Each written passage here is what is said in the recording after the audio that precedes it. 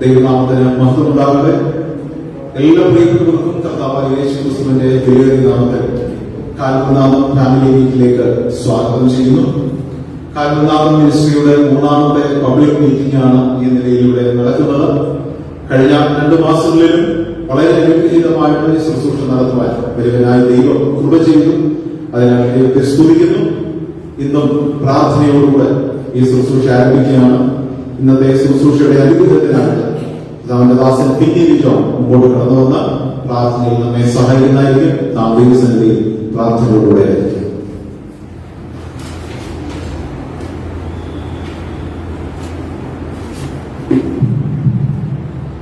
നമുക്ക് പ്രാർത്ഥിക്കാം.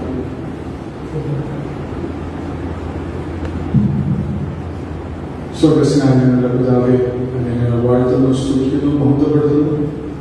കർത്താവേ, ഈ കാൽവനാഥം മിനിസ്ട്രീസ് ഒരുക്കുന്ന ഈ കോൺഫറൻസിൽ ഞങ്ങൾക്കിങ്ങനെ പങ്കെടുക്കുവാൻ തന്നിരിക്കുന്ന ഈ നല്ല അവസരത്തിനായിട്ട് നന്ദിയോടെ സ്തോത്രം ചെയ്യുന്നു, സ്തുതിക്കുന്നു. കർത്താവെ, ഞങ്ങളുടെ ജീവിതത്തിൽ എന്ത് ചെയ്താലും കർത്താവെ അങ്ങയുടെ നാമം മഹത്വപ്പെടുത്തണമെന്നാണ് അങ്ങയുടെ വചനത്തിൽ വായിക്കുന്നത്. കർത്താവെ, അതിന് പ്രകാരം ഞങ്ങൾ ഇവിടെ കൂടി വന്നിരിക്കുകയാണ്. കർത്താവെ, ഞങ്ങൾ ഇന്ന് ചെയ്യുന്ന ഈ ശുശ്രൂഷ മുഖാന്തരം കർത്താവെ അങ്ങയുടെ നാമം മഹത്വപ്പെടുത്തണം. അതാണ് ഞങ്ങളുടെ ലക്ഷ്യം. ഞങ്ങളെ അതിനെ സഹായിക്കണമെന്ന് കർത്താവെ അപേക്ഷിക്കുകയാണ്. കർത്താവെ, ഇന്ന് ഗാനങ്ങൾ ആലപിക്കുന്ന സഹോദരി സഹോദരന്മാരെ ഓർത്ത് പ്രാർത്ഥിക്കുകയാണ്. കർത്താവെ, സകല കൃപകളും കൊടുത്ത് അവരെ വഴിനടത്തണമെന്ന് അപേക്ഷിക്കുന്നു. കർത്താവെ, അങ്ങ് കൊടുത്തിരിക്കുന്ന കൃപാവരങ്ങൾ ജ്വലിപ്പിക്കാൻ കർത്താവെ അവരെ സഹായിക്കണമെന്ന് അപേക്ഷിക്കുകയാണ്. കർത്താവെ ശക്തിയോടെ നിന്നുകൊണ്ട് കർത്താവെ ഗാനങ്ങൾ ആലപിക്കുവാൻ കർത്താവെ ദാസിദാസന്മാരെ അങ്ങ് സഹായിക്കണമെന്ന് അപേക്ഷിക്കുന്നു. കർത്താവെ, അതുപോലെ തന്നെ ഈ മീറ്റിംഗ് ഓർഗനൈസ് ചെയ്യുന്ന ഇവാഞ്ചലിസ്റ്റ് സഹോദരന് വേണ്ടി പ്രാർത്ഥിക്കുന്നു. കർത്താവെ, എനിക്ക് കൊടുത്തിരിക്കുന്ന ഈ കാഴ്ചപ്പാടിനായിട്ട് അങ്ങയുടെ സ്തോത്രം. കർത്താവെ, അതിനെ ഏൽപ്പിച്ചിരിക്കുന്ന ശുശ്രൂഷകൾ ഏറ്റവും ഭംഗിയായിട്ട് ചെയ്യുവാൻ എന്റെ ദാസനെ അങ്ങ് സഹായിക്കണം. ആത്മനിറവ് നിന്നുകൊണ്ട് കർത്താവെ ചെയ്യുവാൻ എന്റെ ദാസനെ അങ്ങ് സഹായിക്കണമെന്ന് അപേക്ഷിക്കുന്നു. കർത്താവെ, മാത്രമല്ല ഇത് കോർഡിനേറ്റ് ചെയ്യുന്ന വൈകിട്ട് ഓർത്ത് സ്തോത്രം ചെയ്യുന്നു. കർത്താവെ, കഴിഞ്ഞ നാളുകളിൽ ദാസനെ വിവിധ ശുശ്രൂഷകളിൽ കർത്താവെ അങ്ങനെ എടുത്തുപയോഗിച്ചു. നന്ദിയോടെ സ്തോത്രം. വിവിധ ഗാനങ്ങൾ എഴുതുവാൻ കർത്താവെ ദാസനെ അങ്ങനെ സഹായിച്ചു. കർത്താവെ, അങ്ങനെ അനേകർക്ക് ദാസന് ഒരു അനുഗ്രഹ വിഷയമായി ഇരിക്കുന്നു. നന്ദിയോടെ സ്തോത്രം. തുടർന്നും ദാസനെ അനുഗ്രഹിക്കണം. കർത്താവെ, തുടർന്നുള്ള പ്രവർത്തനങ്ങളെല്ലാം കർത്താവെ കൂടെ നിന്ന് ആലോചന പറഞ്ഞു കൊടുത്ത് വഴി നടത്തണമെന്ന് അപേക്ഷിക്കുന്നു. ദാസനെ ധാരാളമായിട്ട് അനുഗ്രഹിക്കണമെന്ന് അപേക്ഷിക്കുന്നു. കർത്താവെ, അത് മാത്രമല്ല കർത്താവെ, ഞങ്ങളോട് വചനം സംസാരിക്കുന്ന ജെയിംസിനെ ഓർത്ത് പ്രാർത്ഥിക്കുന്നു. കർത്താവെ, എന്നെ സഹായിക്കണം. കർത്താവെ, ആത്മനിലനിന്നുകൊണ്ട് സംസാരിക്കണം. ദാസനെ എന്നെ സഹായിക്കണം. കർത്താവെ, അങ്ങനെ വചനം കേൾക്കുമ്പോൾ കർത്താവെ ഞങ്ങളെ തന്നെ ശോധന ചെയ്തുകൊണ്ട് കർത്താവെ മനസ്സുകുലുക്കി രൂപാന്തരപ്പെടുത്തുവാൻ കർത്താവെ ഞങ്ങൾ എല്ലാവരെയും സഹായിക്കണമെന്ന് അപേക്ഷിക്കുന്നു. കർത്താവെ, ലോകത്തിന്റെ വിവിധ ഭാഗങ്ങളിൽ ഇരുന്നുകൊണ്ട് കർത്താവെ ഈ പ്രോഗ്രാം വീക്ഷിക്കുന്ന അനേകരുണ്ടാകും. ആ ദൈവജനത്തിനായിട്ടെല്ലാം ഞങ്ങൾ ഈ സമയം പ്രാർത്ഥിക്കും. കർത്താവെ, അവർ ഈ പ്രോഗ്രാം അറ്റൻഡ് ചെയ്യുമ്പോൾ കർത്താവെ അവർക്ക് അനുഗ്രഹത്തിന് കാരണമായി തീരണം. കർത്താവെ, അനുദിന ജീവിതത്തിൽ കർത്താവെ കേൾക്കുന്ന വചനങ്ങൾ പ്രായോഗിക വശത്ത് കൊണ്ടുവരുവാൻ അവരെല്ലാം സഹായിക്കണം. കർത്താവെ, അങ്ങനെ ആത്മീയമായിട്ട് ഏറെ മുന്നേറുവാൻ ഞങ്ങൾ എല്ലാവരെയും ഒന്ന് സഹായിക്കണം. അങ്ങയുടെ വരവിനെ ബന്ധപ്പെടുത്തിക്കൊണ്ട് ജീവിക്കാൻ കർത്താവെ സഹായിക്കണമെന്ന് അപേക്ഷിക്കുന്നു. കർത്താവെ, മാത്രമല്ല ഇത് അനേകം സോഷ്യൽ മീഡിയ പ്ലാറ്റ്ഫോമുകളിലൂടെ കർത്താവെ ഇത് ലൈവ് ടെലികാസ്റ്റ് ചെയ്തുകൊണ്ടിരിക്കുകയാണ്. കർത്താവെ, എന്നെ സഹായിക്കണം. യാതൊരു ടെക്നിക്കൽ ഇഷ്യൂസും കൂടാതെ കർത്താവെ ഏറ്റവും സുഗമമായിട്ട് കർത്താവെ ഇത് ടെലികാസ്റ്റ് ചെയ്യുവാൻ കർത്താവെ ദാസന്മാരെ എന്നെ സഹായിക്കണം. കർത്താവെ, അങ്ങനെ എല്ലാം കൊണ്ടും കർത്താവെ അങ്ങയുടെ നാമം മഹത്വപ്പെടണം. അതാണ് ഞങ്ങളുടെ ലക്ഷ്യം. കർത്താവെ, അതിനായിട്ട് ഞങ്ങൾ എല്ലാവരെയും അങ്ങ് സഹായിക്കണമെന്ന് അപേക്ഷിക്കുന്നു. കർത്താവെ, ആദ്യോടന്തം നീ ഞങ്ങളോടുകൂടെ ഇരുന്ന് കർത്താവെ ഞങ്ങൾക്ക് ആലോചന പറഞ്ഞു തന്ന് ഞങ്ങളെ വഴി നടത്തണം. കർത്താവെ, അങ്ങയുടെ സാന്നിധ്യം കൊണ്ട് ഞങ്ങളെ അനുഗ്രഹിക്കണമെന്ന് അപേക്ഷിക്കുന്നു. മാനവും മഹത്വം എല്ലാം അങ്ങേക്ക് മാത്രം ഇരിക്കട്ടെ. എല്ലാം കർത്താവായ യേശു ക്രിസ്തുവിൻ്റെ വിലയേറിയ നാമത്തിൽ തന്നെ. ആമേൻ.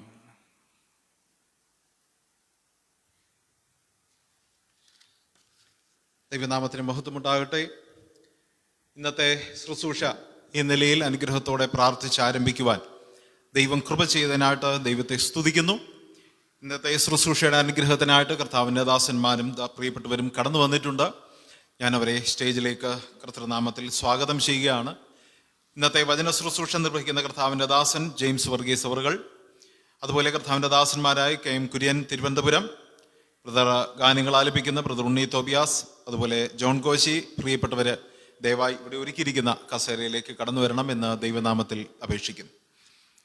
കഴിഞ്ഞ ഏകദേശം 3 വർഷത്തോളമായി കാൽവർനാഥം എന്ന മിനിസ്ട്രി പ്രാർത്ഥനയോടുകൂടെ ആരംഭിക്കുവാൻ ഇടയായിട്ട് പ്രിയ കർത്താവിൻ്റെ ദാസൻ KM കുര്യച്ചാൻ ആദ്യമായിട്ട് എന്നെ വിളിച്ച് ആ കാര്യം ഞങ്ങൾ സംസാരിക്കുകയും അദ്ദേഹത്തിൻ്റെ ഗാനങ്ങളോട് ചേർന്ന് ഒരു സുവിശേഷ സന്ദേശം ഇൻ്റർനെറ്റിൽ മാധ്യമങ്ങളിലൂടെ അയക്കണം എന്നൊരാഗ്രഹമാണ് ആദ്യമായിട്ട് ഈ നിലയിൽ ഞങ്ങൾ ആഗ്രഹിച്ചത്.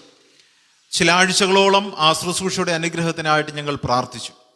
ദൈവത്തിൻ്റെ ഹിതത്തിനായിട്ട് ആഗ്രഹിച്ചു, പ്രാർത്ഥിച്ചു. ദൈവം അതിൻ്റെ മുഖാന്തരങ്ങളെ ഒരുക്കി തന്നു. ചില നാളുകൾ ആ നിലയിൽ അദ്ദേഹം എഴുതിയ അനേക ഗാനങ്ങളോട് ചേർന്ന് സുവിശേഷ സന്ദേശങ്ങൾ ദേശത്തിൻ്റെ ലോകത്തിൻ്റെ നാനാഭാഗങ്ങളിലേക്ക് കടന്നു ചെല്ലുവാനിടയായി. പിന്നീട് പ്രഭാത സന്ദേശങ്ങൾ കടന്നു ചെല്ലുവാനിടയായി. കഴിഞ്ഞ 3 വർഷത്തോളമായി ആയിരക്കണക്കിന് ആളുകളുടെ കരങ്ങളിലേക്ക് ആ പ്രഭാത സന്ദേശങ്ങൾ എത്തുകയും അനേകര് തിരിച്ച് ഞങ്ങളെ കോണ്ടാക്ട് ചെയ്യുകയും അതിലൂടെ പല പ്രിയപ്പെട്ടവരും കർത്താവിനെ അറിയുകയും ജീവിതത്തിലേക്ക് മടങ്ങി വരുവാൻ ഇടയായി തീരുകയും മരണം പോലെയുള്ള വലിയ പ്രതിസന്ധിയിൽ നിന്ന് വിടുതൽ നേടുവാൻ ഇടയായി തീർന്നു എന്നുള്ളത് അതിലൂടെ മനസ്സിലാക്കുവാനായിട്ടിടയായി. ചിലർ വചനം വായിക്കുവാൻ തീരുമാനമെടുത്തു, ബൈബിൾ പഠിക്കുവാൻ തീരുമാനമെടുത്തു, സത്യം തിരിച്ചറിയുവാൻ ചിലർ തീരുമാനമെടുത്തു, യാഥാർത്ഥ്യത്തിലേക്ക് മടങ്ങി വരുവാൻ തീരുമാനമെടുത്തു. സത്യത്തിൽ ദൈവത്തിൻ്റെ ശബ്ദം ഈ ശുശ്രൂഷകളിലൂടെ കടന്നു പോവുകയായിരുന്നു. ഇന്റർനെറ്റിലൂടെ ബൈബിൾ സ്റ്റഡി ആരംഭിച്ചിരുന്നു. അതും ഒരു തരത്തിൽ അനുഗ്രഹമായിട്ട് പോവുകയാണ്. അതുപോലെ തന്നെ പബ്ലിക് മീറ്റിങ്ങുകളെ കുറിച്ച് ഞങ്ങൾ പ്രാർത്ഥിച്ചു. കോവിഡ് പോലെയുള്ള പ്രയാസങ്ങൾ കടന്നു വന്നപ്പോൾ അത് വലിയ ഒരു പ്രതിസന്ധിയായിട്ട് ഞങ്ങൾ തീർന്നുവെങ്കിലും കഴിഞ്ഞ ഡിസംബർ മാസം 25-ാം തീയതി ഒരു ക്രിസ്മസ് സന്ദേശം കർത്താവിൻ്റെ ദാസൻ ജോൺ വർഗീസ് കൊട്ടാരക്കര നൽകുവാൻ ഇടയായി തീർന്നത് കാൽവർനാഥ് മിനിസ്ട്രിയുടെ ആദ്യത്തെ പബ്ലിക് മീറ്റിംഗ് ആയിരുന്നു. വലിയൊരു സ്വീകരണം ആ ശുശ്രൂഷയ്ക്ക് ഞങ്ങൾക്ക് ലഭിച്ചു. ദൈവം കൃപ ചെയ്ത് അത് വളരെ അനുഗ്രഹമായി തീർന്നു എന്നറിയാൻ ഞങ്ങൾക്കിടയായി. ജനുവരി മാസം 2 ദിവസത്തെ യൂത്ത് ക്ലാസ് ഈ കോവിഡിൻ്റെ സമയത്തും ഇൻഡോറായിട്ട് ഞങ്ങൾക്ക് പബ്ലിഷ് ചെയ്യുവാനായിട്ട് ഇടയായി തീർന്നു. അതും അനേക യുവജനങ്ങൾക്ക് അത് അനുഗ്രഹമായി തീർന്നു. വീണ്ടും ഫെബ്രുവരി മാസത്തെ ശുശ്രൂഷയ്ക്ക് വേണ്ടി പ്രാർത്ഥിച്ചുകൊണ്ടിരുന്നു.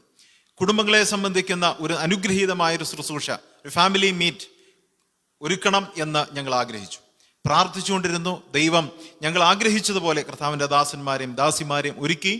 കർത്താവിൻ്റെ വിലയേറിയ ദാസൻ ജെയിംസ് വർഗീസ് അവറുകളെ ഞങ്ങൾ ആദ്യം ആഗ്രഹിച്ച് പ്രാർത്ഥിച്ചപ്പോൾ തന്നെ അദ്ദേഹത്തെ ലഭിച്ചു.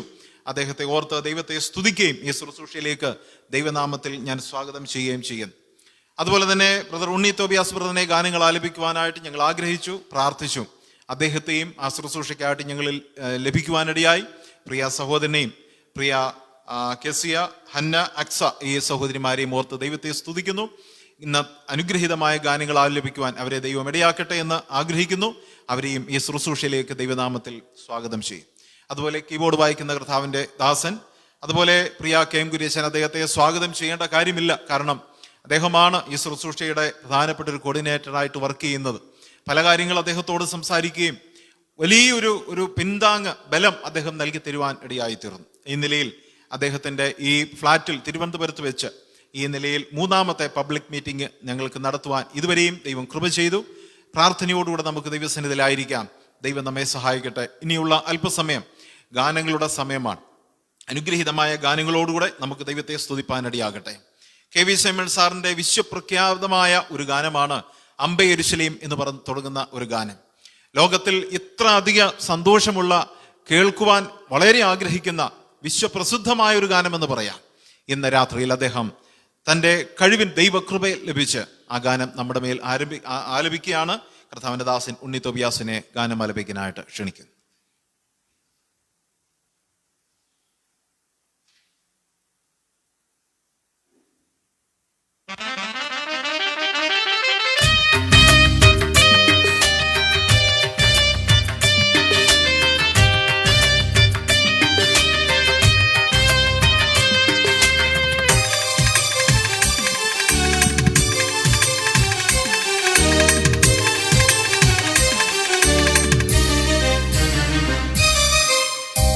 അമ്പയരൂശലെ അമ്പരിൻ കാഴ്ചയിൽ അമ്പരെ വരുന്ന നാളെന്തു മനോഹരം.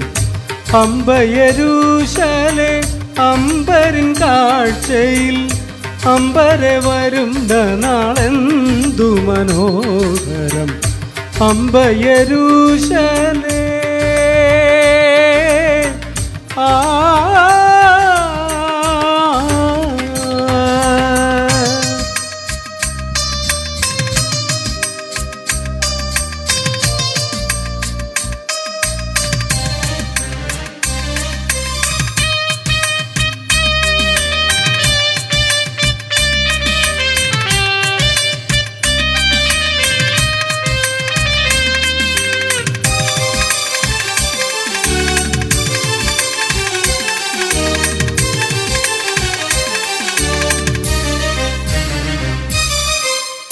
തന്മണവാളനു വേണ്ടിയലങ്കരിച്ചുള്ളൊരു മണവാട്ടി തന്നെ ഈ കന്യക. നല്ല പ്രവൃത്തികൾ ആയുസു ചേലയെ വല്ലമിഴിഹരിച്ചു കൊണ്ടഭിരാമയായി. അമ്പയരൂശലെ അമ്പരിൻ കാഴ്ചയിൽ അമ്പരെ വരുന്ന നാളെന്തു മനോഹരം. അമ്പയരൂശലെ ആ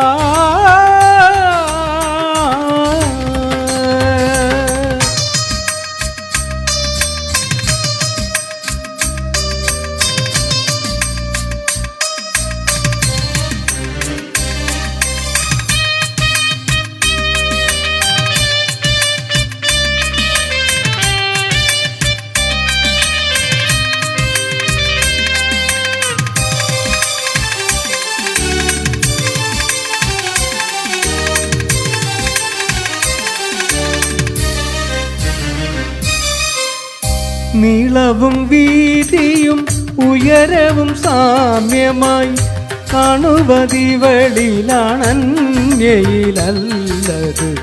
ഇവളുടെ സൂര്യചന്ദ്രർ ഒരു വിധത്തിലും വാനം പിടുകയിൽ ഇവൾ ശോഭ അറുതിയില്ലാത്തതാം. അമ്പയരൂശലെ അമ്പരിൻ കാഴ്ചയിൽ അമ്പരെ വരുന്ന നാളെന്തു മനോഹരം. അമ്പയരൂശലെ ആ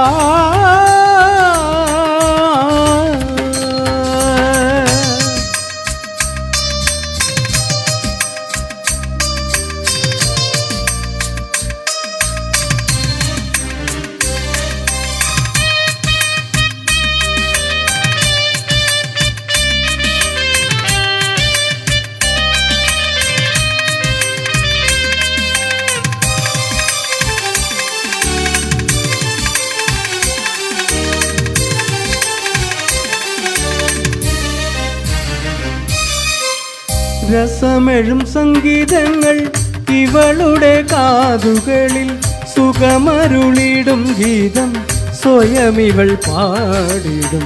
കനകവും മുത്തുരത്നം ഇവയണിയില്ലെങ്കിലും സുമുഖിയാം ഇവൾ കണ്ഠം ബഹുരമണീയമാം.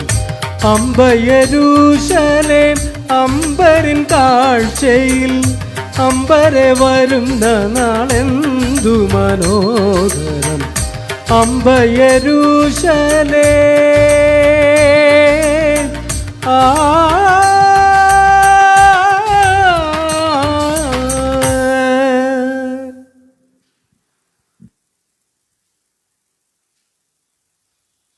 താങ്ക് യു ബ്രദർ ഉണ്ണി തോബിയാസ്. ദൈവം കർത്താവിൻ്റെ ദാസനെ മേൽക്കുമേൽ അനുഗ്രഹിക്കുമാറാകട്ടെ. തുടർന്നും കെ വി സിമൺ സാറിൻ്റെ വളരെ അനുഗ്രഹീതമായൊരു ഗാനമാണ് നമുക്ക് കേൾക്കുവാനുള്ളത്. നീതിയൻ ഗളത്തിന്മേൽ ഓങ്ങിയ കരവാളം വീതമാക്കിയ ജഗത് രാധാവേ ശരണം നീ. മലയാള ഭാഷയുടെ വ്യാകരണത്തിൽ വളരെ അർത്ഥവത്തായ കെ വി സിമൺ സാർ എഴുതിയ ഒരു ഗാനം, പാഹിമാം ദേവദേവ. പ്രിയ മകൾ അക്സാറ്റി സന്തോഷ് ആ ഗാനം ആലപിക്കുന്നു. പ്രാർത്ഥനയോടുകൂടെ ദൈവസന്നിധിയിൽ നമുക്കായിരിക്കാം.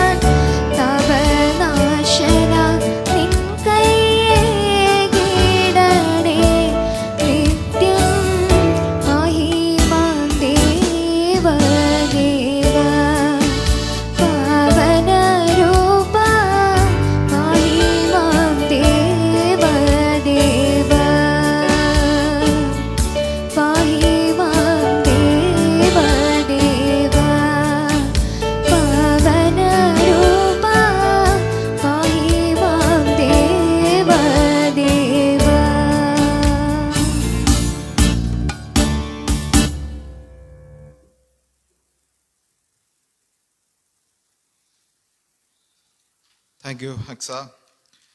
കർത്താവിൻ്റെ ദാസനായ ബ്രദർ കെ എം കുര്യച്ചൻ അനേക ഗാനങ്ങൾ ക്രൈസ്തവ കൈരളിക്ക് എഴുതി നൽകിയിട്ടുണ്ട്.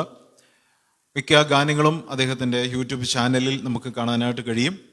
വളരെ അനുഗ്രഹീതമായ ഗാനങ്ങൾ, അത് പല ഭാഷകളിൽ ട്രാൻസ്ലേറ്റ് ചെയ്തിട്ടുണ്ട്. കഴിഞ്ഞ നാളുകളിൽ ആ ഗാനങ്ങളൊക്കെ അനേക സ്റ്റേജുകളിൽ പാടുവാനും നമ്മുടെ ഇടയിൽ അനേക വിശ്വപ്രഖ്യാതമായി തീരുവാനും ഇടയായി തീർന്നിട്ടുണ്ട്. ഇന്നും ഒരു ഗാനം നാം കേൾക്കുകയാണ്. ഉന്നതനെ എന്ന് തുടങ്ങുന്ന ഒരു ഗാനം, സ്തുതിക്ക് യോഗ്യനായ നമ്മുടെ കർത്താവിനെ ആരാധിക്കുന്ന, സ്തോത്രം ചെയ്യുന്ന ഒരു ഗാനം സിസ്റ്റർ ഹന്ന ദൈവനാമത്വത്തിനായിട്ട് ആലപിക്കുന്നു.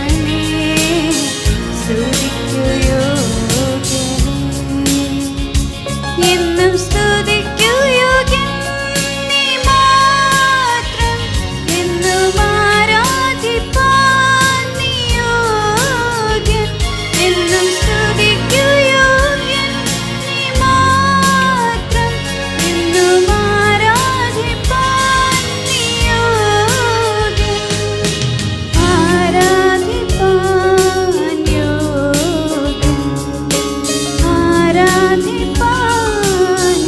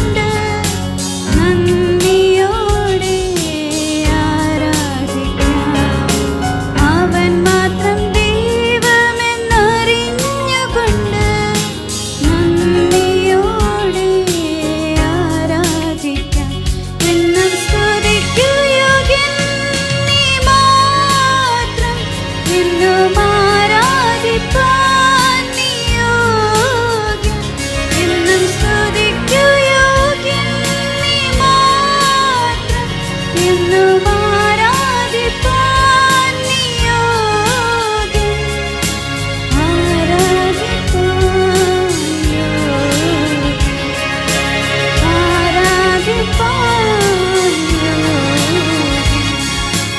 ഉന്നതനേ വന്ദിതനേ സ്തുതിക്കു യോഗ്യനേ, ഉന്നതനേ വന്ദിതനേ സ്തുതിക്കു യോഗ്യനേ.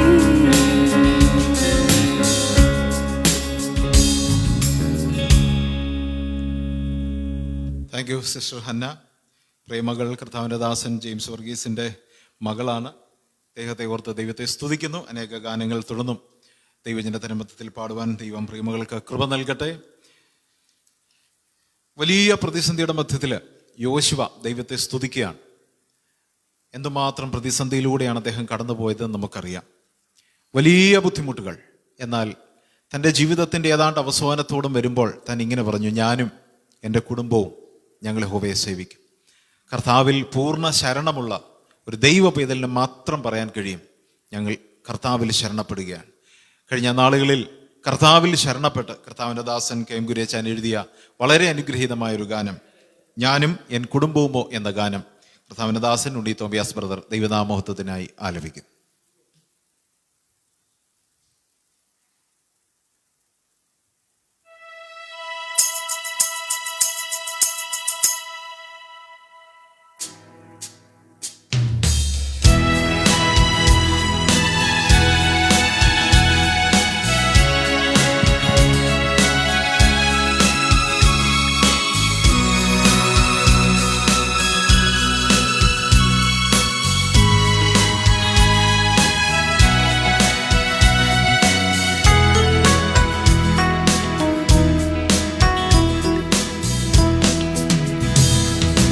ഞാനും എൻ കുടുംബവുമോ ഞങ്ങൾ യഹോവയെ സേവിക്കും.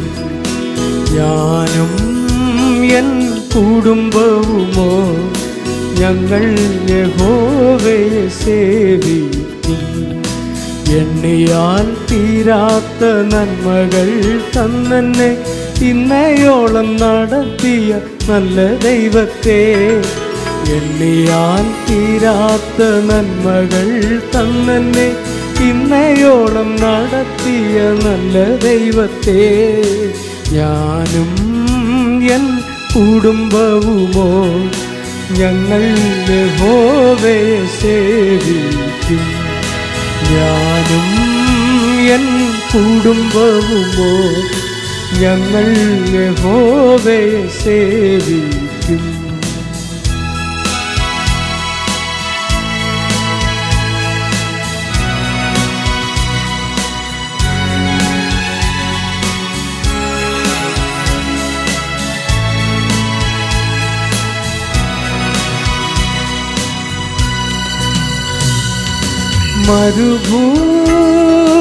മരുഭൂയാത്രയതിൽ കടലിരകും നേരമതിൽ, മരുഭൂയാത്രയതിൽ കാലിടറും നേരമതിൽ, തുണയായി വന്നൻ കരം പിടിച്ചു നടത്തും ദൈവമവൻ. തുണയായി വന്നൻ കരം പിടിച്ചു നടത്തും ദൈവമവൻ. ഞാനും എൻ കുടുംബവുമോ ഞങ്ങൾ യഹോവയെ സേവിക്കും. ഞാനും എൻ കുടുംബവുമോ ഞങ്ങൾ യഹോവയെ സേവിക്കും.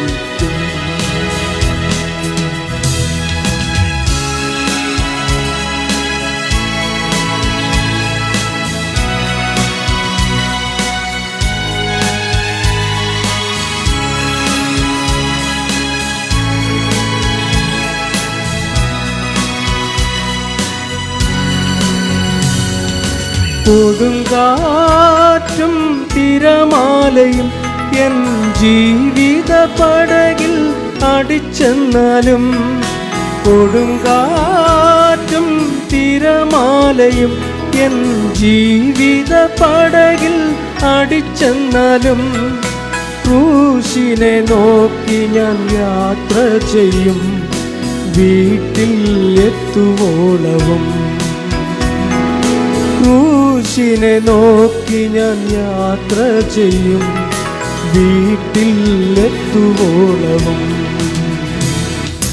ഞാനും എൻ കുടുംബവുമോ ഞങ്ങൾ യഹോവയെ സേവിക്കും. ഞാനും എൻ കുടുംബവുമോ ഞങ്ങൾ യഹോവയെ സേവിക്കും.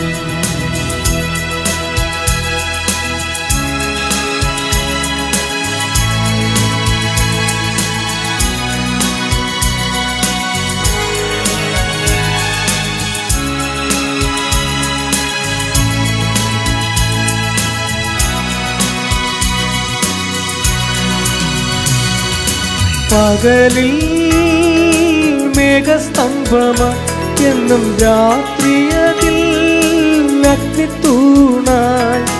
പകലിൽ മേഘസ്തംഭമായി എന്നും രാത്രിയതിൽ അഗ്നിത്തൂണായി. കൺമണി പോലെന്നെ കാക്കും ആ ദൈവത്തെ സ്തുതിച്ചിടും ഞാൻ. കൺമണി പോലെന്നെ കാക്കും ആ ദൈവത്തെ സ്തുതിച്ചിടും ഞാൻ. ഞാനും എൻ കുടുംബവുമോ ഞങ്ങൾ യഹോവയെ സേവിക്കും.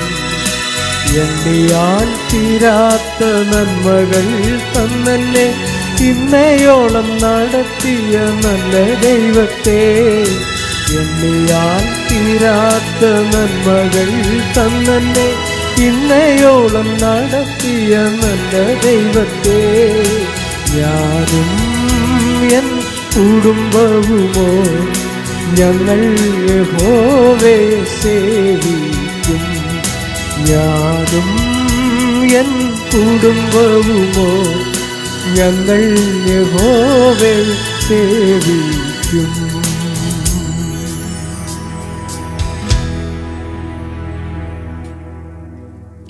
Thank you brother Unni Tobias. ഒരു ആശുപത്രി മിനിസ്ട്രിയിൽ ഒരു റൂമിൽ ചെന്ന് അവിടെ കിടന്ന ഒരു സ്ത്രീയോട്, രോഗിയായി കിടന്ന സ്ത്രീയോട് സുവിശേഷം അറിയിച്ചു. അവരുടെ ഭവനത്തിലുണ്ടായിരുന്ന, അവരെ സഹായിക്കാൻ നിൽക്കുന്ന ഒരു സ്ത്രീയും ആ റൂമിലുണ്ടായിരുന്നു. സുവിശേഷം പറഞ്ഞ് ആ പ്രിയ മാതാവ് കർത്താവ് യേശു ക്രിസ്തുവിനെ ഹൃദയത്തിൽ സ്വീകരിക്കാനായിട്ടിടയായി. പുറത്തേക്ക് ഇറങ്ങുമ്പോൾ ആ സഹായത്തിന് നിൽക്കുന്ന സ്ത്രീ പുറത്തേക്ക് വന്നിട്ട് പറഞ്ഞു, നിങ്ങൾ പറയുന്ന പോലെ നിങ്ങളുടെ കർത്താവിന് ഒരു കുടുംബത്തെ രക്ഷിക്കാനായിട്ട് കഴിയുമോ? മദ്യപാനിയായ ഏറ്റവും വൃത്തികെട്ട സ്വഭാവമുള്ളൊരു പിതാവിനെ രക്ഷിക്കാൻ കഴിയുമോ?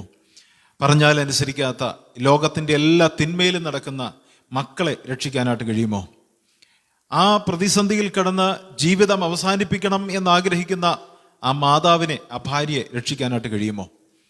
ആ ആശുപത്രി വരാന്തയിൽ നിന്ന് അവരോട് പറഞ്ഞു, ലോകത്തിന് കഴിയില്ല, ലോക മതത്തിന് കഴിയുകയില്ല, ലോകത്തിലെ ഒന്നിനും കഴിയില്ല, പക്ഷേ അത് സാധിച്ചു കൊടുക്കുന്ന ഒരുവൻ, അത് കർത്താവ് യേശു ക്രിസ്തു മാത്രമാണ്.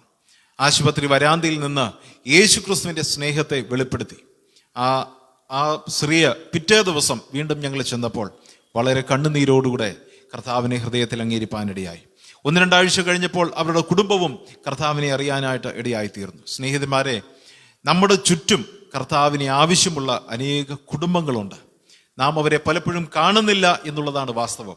നാം ഒക്കെ ദൈവകൃപയിൽ സന്തോഷിച്ച് ജീവിക്കുമ്പോൾ ആ ദൈവസ്നേഹവും ദൈവകൃപയും ആവശ്യമുള്ള ചില കുടുംബങ്ങളുണ്ട്. അതുകൊണ്ട് തന്നെയാണ് ഇന്ന് കാൽവരിനാഥം മിനിസ്ട്രി ഒരു ഫാമിലി മീറ്റായിട്ട് കുടുംബങ്ങളോട് ദൈവത്തിൻ്റെ സുവിശേഷം അറിയിക്കണം എന്ന് ഞങ്ങൾ ആഗ്രഹിച്ചത്. ഒരുപക്ഷെ ഈ വചനം കേൾക്കുന്ന അനേക പ്രിയപ്പെട്ടവരുണ്ട്. അവരോട് ഇന്ന് രാത്രി ദൈവത്തിൻ്റെ ആത്മാവ് സംസാരിക്കാനായിട്ട് പോകുകയാണ്. ഇനി അല്പസമയം ദൈവത്തിൻ്റെ വചനത്തിനു മുമ്പാകെ നാം ആയിരിക്കുകയാണ്. കർത്താവിൻ്റെ വിലയേറിയ ദാസൻ ബ്രദർ ജെയിംസ് വർഗീസ് തിരുവനന്തപുരം നമ്മളോട് ദൈവത്തിൻ്റെ വചനം അറിയിക്കുകയാണ്. ആ ശുശ്രൂഷയുടെ അനുഗ്രഹത്തിനായിട്ട് കർത്താവിൻ്റെ ദാസൻ ജോൺ കോശിയും മുമ്പോട്ട് വന്ന് പ്രാർത്ഥിക്കുകയും അതിനുശേഷം കർത്താവിൻ്റെ ദാസൻ വചന ശുശ്രൂഷ നിർവഹിക്കുകയും ചെയ്യുന്നു. പ്രാർത്ഥനയോടെ നമുക്കായിരിക്കാം. ദൈവം നമ്മെ സഹായിക്കുമാറാകട്ടെ.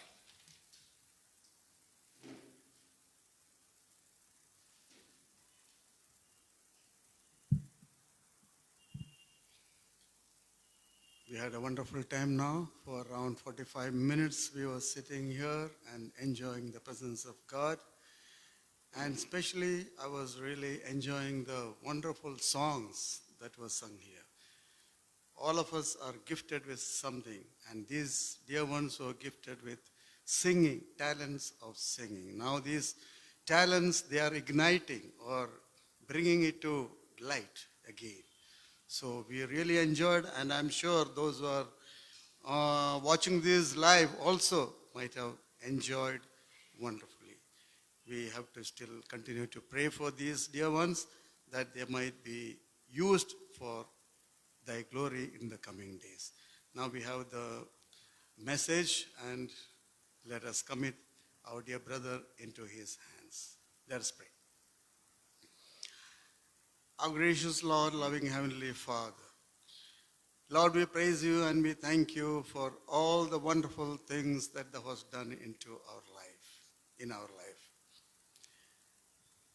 The most important thing in our life, what thou hast done in us, is that you have made us thy children. It's only because of that great relationship that we are all gathered here this evening. We are all thy children, O Lord. Blood-brought children, Father. We praise you and we thank you, Lord, for that. Father, it's not because of our merits.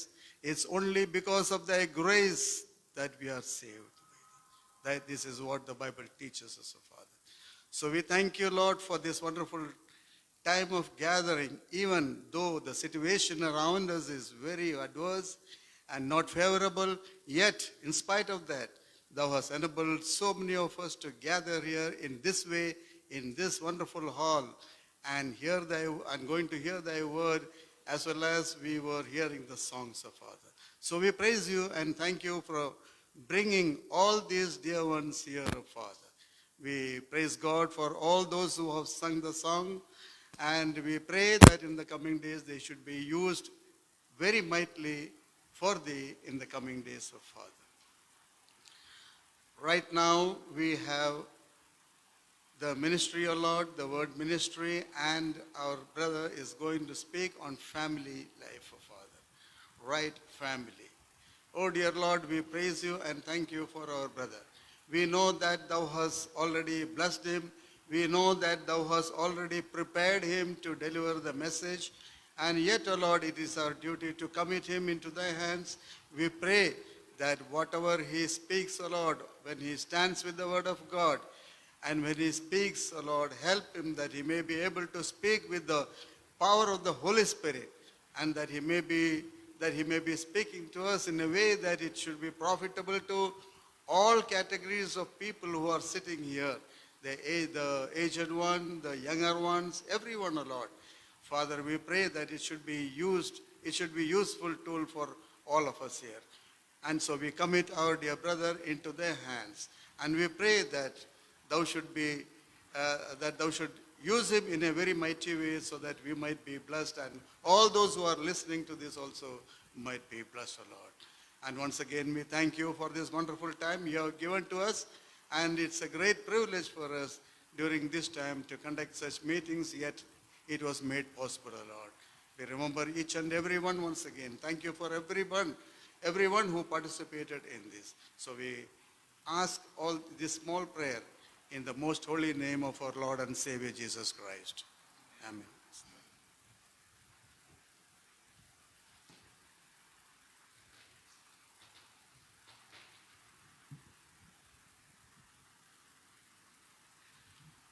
ദൈവനാമം മഹത്വപ്പെടുമാറാകട്ടെ. ഈ സായനത്തിൽ നിങ്ങളോടൊപ്പം ആയിരിക്കാനും ദൈവത്തിൻ്റെ വചനവുമായിട്ട് നിൽപ്പാനും ഇടയാകുന്നതോർത്ത് ഞാൻ ദൈവത്തെ സ്തുതിക്കുന്നു. ഇങ്ങനെയുള്ള മനോഹരമായ ഒരു സന്ധ്യ ഒരുക്കിയതിന് കാൽവറി നാദം മിനിസ്ട്രീസിനെ ഞാൻ അഭിനന്ദിക്കുന്നു. എനിക്ക് വളരെ സ്നേഹബന്ധമുള്ള പ്രിയപ്പെട്ടവരാണ് ഇതിൻ്റെ പിന്നിലുള്ളത്. മാത്രമല്ല അവർ ചെയ്യുന്ന ശുശ്രൂഷ ഞാൻ ഏറ്റവും സ്നേഹിക്കുന്ന എൻ്റെ കർത്താവിൻ്റെ മഹത്വത്തിനായിട്ടുള്ള ശുശ്രൂഷയാണ്. അതുകൊണ്ട് തന്നെ ഞാൻ പങ്കെടുത്താലും ഞാൻ പങ്കെടുത്തില്ലെങ്കിലും തന്നെ ഈ ശുശ്രൂഷകളിൽ ഞാൻ ആനന്ദിക്കുന്നു, ഞാൻ ദൈവത്തെ സ്തുതിക്കുന്നു. ഈ സായാഹ്നത്തിൽ ഒരു ഫാമിലി റിലേറ്റഡായിട്ടുള്ള ഒരു സന്ദേശമാണ് പ്രതീക്ഷിക്കുന്നത്. ഞാൻ പഴയ നിയമത്തിൽ നിന്ന് ഒരു ഭാഗമാണ് ഇന്ന് നമുക്ക് ഒരുമിച്ച് ചിന്തിക്കാം എന്ന് വിചാരിച്ച് തിരഞ്ഞെടുത്തിരിക്കുന്നത്. പഴയ നിയമത്തിൽ അതും ഒരു ജാതീയ മേഖലയിൽ നിന്നുള്ള ഒരു കുടുംബത്തെക്കുറിച്ചുള്ള കാര്യമാണ് ഇന്നത്തെ ശുശ്രൂഷയ്ക്ക് ആധാരമായിട്ട് ഞാൻ തിരഞ്ഞെടുത്തിരിക്കുന്നത്. അത് മറ്റാരുമല്ല, അഹശ്വരേഷ് രാജാവും എസ്തർ രാജ്ഞിയും നയിച്ച കുടുംബ ജീവിതത്തെക്കുറിച്ചുള്ള ഒരു വിശകലനമാണ്. ആ കുടുംബജീവിതത്തിൽ എവിടെയാണ് തെറ്റിയത്, എന്തായിരുന്നു പ്രശ്നം, എന്തുകൊണ്ട് ആ കുടുംബം വാസ്തവത്തിൽ ഞാൻ സംസാരിക്കാൻ ഉദ്ദേശിക്കുന്നത് അഹശ്വരേഷും വസ്തിയുമായിട്ടുള്ള കുടുംബജീവിതത്തെക്കുറിച്ചാണ്. എന്തു പറ്റി ആ കുടുംബത്തിന്, എന്തുകൊണ്ട് ആ കുടുംബജീവിതം തകർന്നുപോയി, ഇതിൽ നിന്ന് നമ്മൾക്ക് എന്തെങ്കിലും പാഠം ഉൾക്കൊള്ളുവാനായിട്ടുണ്ടോ, ഈ കാര്യങ്ങളാണ് നമ്മൾ ഒരുമിച്ച് ചിന്തിക്കണം എന്ന് ഞാൻ വിചാരിക്കുന്നത്. പഴയ നിയമത്തിൽ നിന്നാണ് എന്ന് പറയുമ്പം തന്നെ നമ്മൾ ചിന്തിക്കും അതിനേക്കാളും കുറെ കൂടെ യോജിക്കുന്നത് പുതിയ നിയമ ഉദാഹരണങ്ങളായിരുന്നില്ലേ.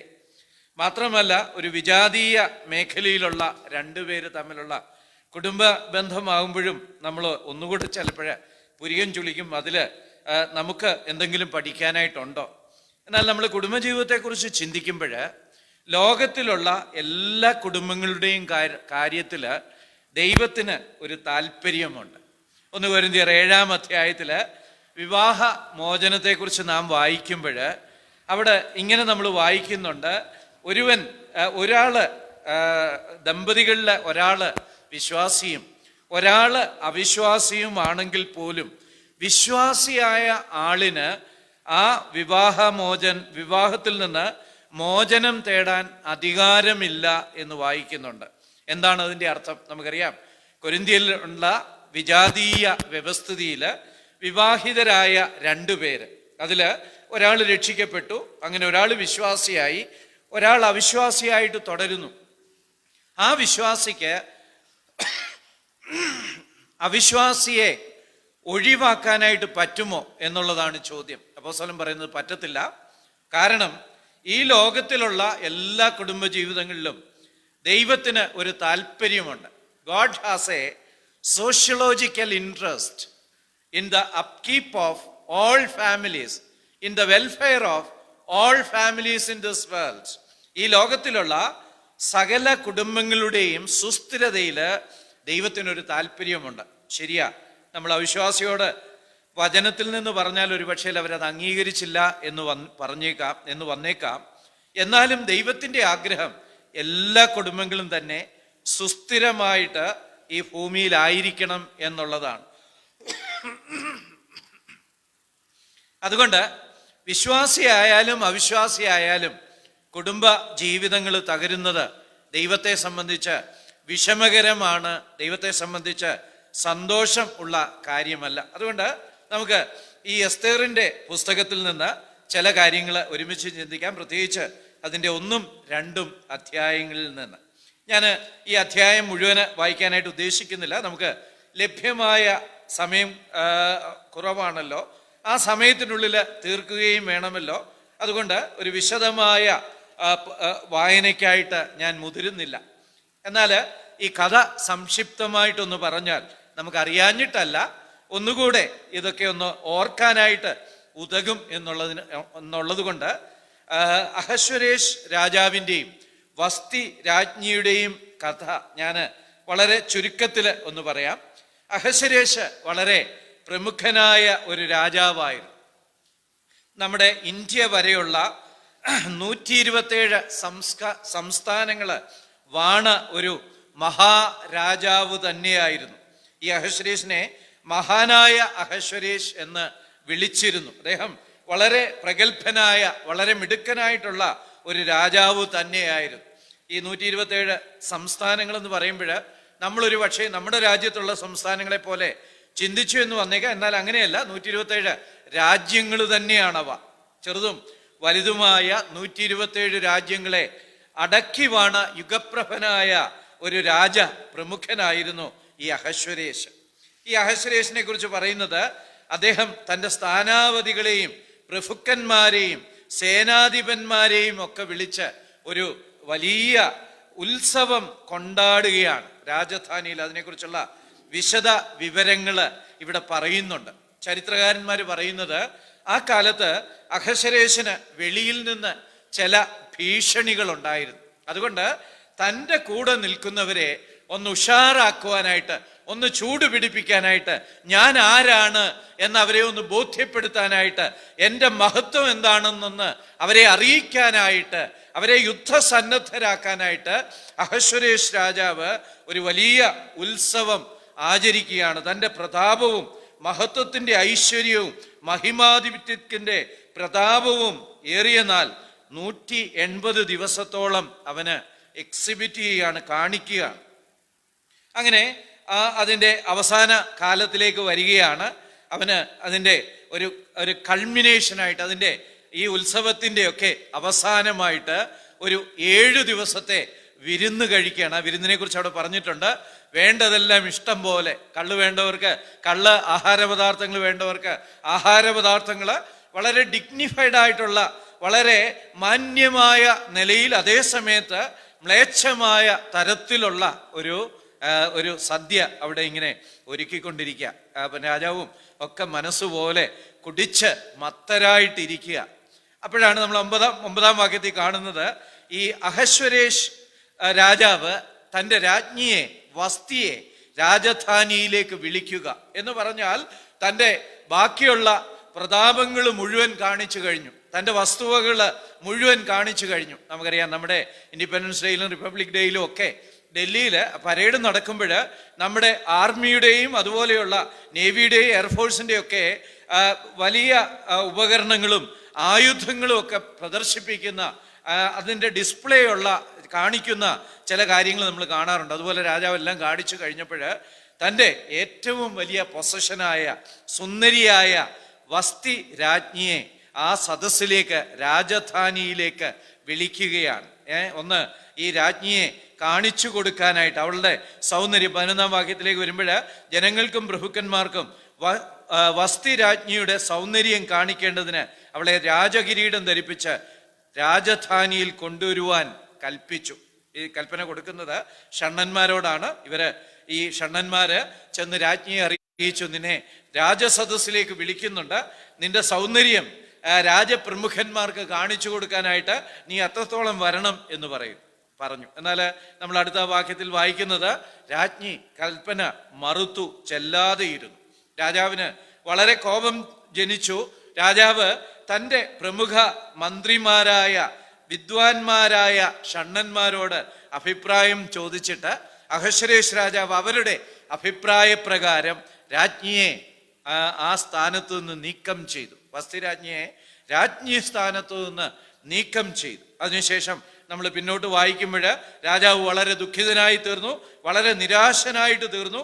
അങ്ങനെ അതിനുശേഷം തൻ്റെ കൂടെ നിൽക്കുന്നവരുടെ ഉപദേശപ്രകാരം പുതിയ ഒരു രാജ്ഞിയെ നിയമിക്കുന്നതും, അങ്ങനെ എസ്തേർ രാജ്ഞി സ്ഥാനത്തേക്ക് വരുന്നതും ഒക്കെ നമ്മൾ കാണുന്നുണ്ട്. ഈ എസ്തേർ രാജ്ഞി സ്ഥാനത്തേക്ക് വന്നത് ദൈവത്തിൻ്റെ ഒരു പ്രവർത്തനമായിട്ട് നമുക്ക് ചിന്തിക്കാൻ കഴിയും. എങ്കിലും ഈ 1-ാം അധ്യായത്തിലെ ഈ ഭാര്യയുടെ പരിത്യാഗം അല്ലെങ്കിൽ ഡിവോഴ്സ് എന്ന് പറയുന്നത് ദൈവത്തെ സംബന്ധിച്ച് വെറുപ്പുളവാക്കുന്ന ഒരു കാര്യമായിട്ട് തന്നെയാണ് ഇരിക്കുന്നത്. അതുകൊണ്ട് ഇതിൽ നിന്ന് നമുക്ക് ചില കാര്യങ്ങൾ മനസ്സിലാക്കാനായിട്ട് കഴിയും. എന്തുകൊണ്ട് കുടുംബഭദ്രത തകരുന്നു, എന്തുകൊണ്ട് കുടുംബങ്ങൾ നിലനിൽക്കുന്നില്ല, എന്തുകൊണ്ട് കുടുംബങ്ങളിൽ അസന്തുഷ്ടി കളിയാടുന്നു, എന്താണ് കുടുംബങ്ങളെ ബാധിക്കുന്ന പ്രശ്നങ്ങൾ. നമുക്കറിയാം, നമ്മുടെ രാജ്യവും ഈ രംഗത്ത് വലിയ പ്രശ്നങ്ങൾ നേരിട്ടുകൊണ്ടിരിക്കുന്ന ഒരു കാലഘട്ടത്തിലാണ് നമ്മൾ ജീവിക്കുന്നത്. 2018 സെപ്റ്റംബർ മാസത്തിൽ ഒരു 3-4 ഉത്തരവുകൾ ഒന്നിനു പുറകെ ഒന്നായിട്ട് വന്നു. അതുകൊണ്ട് ആരോ ആ മാസത്തെ ബ്ലാക്ക് സെപ്റ്റംബർ എന്ന് വിളിച്ചിട്ടുണ്ട്. അതിലാണ് വിവാഹ മോചനത്തിനുള്ള ക്രമീകരണങ്ങൾ അല്ലെങ്കിൽ അതിൻ്റെ നടപടിക്രമങ്ങൾ വളരെ ലഘൂകരിച്ചു. അതുപോലെ ലിവിങ് ടുഗദറിനെ അംഗീകരിച്ചു. അതായത് അവിവാഹിതരായ പ്രായപൂർത്തിയായ രണ്ടുപേര് തമ്മിൽ ഒരുമിച്ച് താമസിക്കുന്നതിന് ഇന്ത്യയിൽ ഒരു കുഴപ്പവുമില്ല എന്ന് നമ്മുടെ ഏറ്റവും വലിയ കോടതി പ്രഖ്യാപിച്ചു. അതുപോലെ തന്നെ വ്യഭിചാരം കുറ്റകൃത്യമല്ല എന്ന് പ്രഖ്യാപിച്ചു. ഇങ്ങനെ പല കാര്യങ്ങൾ, കുടുംബ ഭദ്രതയെ തകർക്കുന്ന പല ഉത്തരവുകൾ ആ മാസത്തിൽ, ഒരുപക്ഷെ 4 ഉത്തരവുകൾ ഒന്നിനു പുറകെ ഒന്നായിട്ട് വന്നു. അത് നമ്മുടെ കോടതിയുടെ കുഴപ്പമോ ഭാരതത്തിന്റെ കുഴപ്പമോ അല്ല. ലോകത്തെമ്പാടും കുടുംബ ഭദ്രത തകർക്കുന്ന ഒരു വലിയ മൂവ്മെന്റ് ഇങ്ങനെ നടന്നുകൊണ്ടിരിക്കുക. സ്ത്രീകളുടെ സ്വാതന്ത്ര്യത്തിന് വേണ്ടി വാദിക്കുന്ന ഒരു വിഭാഗം, ഹ്യൂമൻ റൈറ്റ്സ് അല്ലെങ്കിൽ മനുഷ്യന്റെ അവകാശങ്ങൾക്ക് വേണ്ടി വാദിക്കുന്ന മറ്റൊരു വിഭാഗം, അങ്ങനെയുള്ള ഈ വിഭാഗങ്ങളെയൊക്കെ തൃപ്തിപ്പെടുത്താനായിട്ട് ക്രൈസ്തവ രാജ്യങ്ങളെന്ന് പറയുന്ന, അല്ല പ്രൊട്ടസ്റ്റന്റ് രാജ്യങ്ങളെന്ന് പറയുന്ന രാജ്യങ്ങൾ പോലും ഈ നിയമങ്ങളൊക്കെ പാസ്സാക്കി കഴിഞ്ഞു. അങ്ങനെയാണെങ്കിൽ ലോകം മുഴുവൻ തന്നെ ഒരു വല്ലാത്ത ദശാസന്ധിയിലൂടെ കടന്നു പോവുക. കുടുംബങ്ങള് അപ്രസക്തമായി കൊണ്ടിരിക്കുന്നു, കുടുംബങ്ങള് തകർന്നുകൊണ്ടിരിക്കുന്നു. അതിൻ്റെ വിലയും ലോകം കൊടുത്തുകൊണ്ടിരിക്കുക. ഞാൻ എങ്ങാണ്ട് ഒരു സ്റ്റാറ്റിസ്റ്റിക്സ് വായിച്ചു, അമേരിക്കയിൽ ഏകദേശം 50 ആദ്യ വിവാഹങ്ങൾ 50% തകർന്നുകൊണ്ടിരിക്കുക. മാത്രമല്ല രണ്ടാം വിവാഹങ്ങളാണെങ്കിൽ ഒരു 68% തകർച്ചയില്ല. മൂന്നാം വിവാഹങ്ങളാണെങ്കിൽ ഒരു 74% തകർച്ചയില്ല. എന്ന് പറഞ്ഞാൽ വിവാഹമോചനം നടത്തി പുനർവിവാഹം നടത്തി അങ്ങനെ തകർച്ചയിൽ നിന്ന് തകർച്ചയിലേക്ക് കൂപ്പുകുത്തുന്ന ഒരു ലോകത്തെയാണ് നാം കണ്ടുകൊണ്ടിരിക്കുന്നത്. അപ്പം ഇതിനെക്കുറിച്ച് അത്രയ്ക്ക് ആകുലപ്പെടേണ്ട ആവശ്യമുണ്ടോ? ഈ ഭാഗത്ത് തന്നെ പറയുന്നുണ്ട്, ഈ വിവാഹമോചനം കഴിഞ്ഞപ്പോഴത്തേക്ക് അഹശ്വരോഷ് രാജാവ് ആകപ്പാടെ ദുഃഖിച്ച് നിരാശപ്പെട്ട് അങ്ങനെ അവന് ആകപ്പാടെ വേദനയിലൂടെ കടന്നു പോകുന്ന രംഗമാണ് 2-ാം അധ്യായത്തിന്റെ 1-ാം വാക്യത്തിൽ കാണുന്നത്. മനഃശാസ്ത്രജ്ഞന്മാര് പറയുന്നത്, ഒരു മനുഷ്യന്റെ അല്ലെങ്കിൽ ഒരു പുരുഷന്റെ ഒരു സ്ത്രീയുടെ ജീവിതത്തിലെ ഏറ്റവും വലിയ ഒരു ക്രൈസിസ് ആണ് വിവാഹ മോചനം എന്നാണ്. മാത്രമല്ല ഒരു കുഞ്ഞിന്റെ ജീവിതത്തിലെ ഏറ്റവും വലിയ ട്രോമ, ഏറ്റവും വലിയ ദുരന്തം എന്ന് പറയുന്നത് അവന്റെ മാതാപിതാക്കള് തമ്മിൽ പിരിയുന്നതാണ് എന്ന് മനഃശാസ്ത്രജ്ഞന്മാര് ഏകഖണ്ഡമായിട്ട് തന്നെ പറയുന്നുണ്ട്. ഒരു വശത്ത് ഇങ്ങനെയുള്ള നിയമനിർമ്മാണങ്ങൾ വരുന്നു, കോടതി ഉത്തരവുകൾ വരുന്നു, മനുഷ്യൻ സ്വാതന്ത്ര്യത്തിന് വേണ്ടി കുടുംബത്തെ ഉപേക്ഷിക്കാനും അതുപോലെ തോന്നിയ പോലെ ജീവിക്കാനുമുള്ള സ്വാതന്ത്ര്യത്തിന് വേണ്ടി ആവേശത്തോടെ അടരാടുമ്പോൾ മറുവശത്ത് ഈ യാഥാർത്ഥ്യങ്ങള് അവനെ പല്ലിളിച്ച് കാണിച്ചുകൊണ്ടിരിക്കുകയാണ്. കുടുംബ തകർച്ചയും കുഞ്ഞുങ്ങളുടെ നിരാശാബോധവും അരക്ഷിതത്വവും ഒക്കെ. ജിമ്മി കാർട്ടർ അമേരിക്കയുടെ ഒരു പ്രസിഡന്റ് ആയിരുന്നല്ലോ, അദ്ദേഹത്തിന്റെ ഒരു പ്രസ്താവന ഇങ്ങനെ ആ കാലത്ത് പത്രത്തിൽ വായിച്ച് ഞാൻ ഓർക്കുന്നുണ്ട്. അമേരിക്കയുടെ പ്രതിസന്ധി ഡ്രഗ് മാഫിയയിൽ നിന്നല്ല, അല്ലെങ്കിൽ ഈ മയക്കുമരുന്ന് ഉപയോഗിക്കുന്നത് കൊണ്ടല്ല അമേരിക്കയുടെ പ്രതിസന്ധി. അമേരിക്കയുടെ പ്രതിസന്ധി അതുപോലെ തന്നെ എക്സ്ട്രീമിസത്തിൽ നിന്നല്ല, അല്ലെങ്കിൽ വലിയ ഈ ആതങ്കവാദികള് അല്ലെങ്കിൽ എക്സ്ട്രീമിസ്റ്റ് ഉണ്ടാക്കുന്ന പ്രശ്നങ്ങളല്ല അമേരിക്കയുടെ പ്രശ്നം. ആ കാലത്ത് അവയൊക്കെ വലിയ പ്രശ്നങ്ങളായിരുന്നു. പക്ഷെ അദ്ദേഹം പറയുക അവയല്ല യഥാർത്ഥ പ്രശ്നം. അദ്ദേഹം പിന്നെയും പറയുക, അമേരിക്കയുടെ പ്രശ്നം മറ്റു രാജ്യങ്ങള് യുദ്ധസന്നദ്ധരായി അമേരിക്കയെ ആക്രമിക്കുന്നതല്ല. പിന്നെ അദ്ദേഹം പറയുകയാണ്, അമേരിക്കയുടെ പ്രശ്നം ഒരു ഡിസിപ്ലിൻ ഇല്ലാത്ത, ശിക്ഷണമില്ലാത്ത തലമുറയാണ്. ഈ തലമുറ എവിടെ നിന്നാണ് വരുന്നത്?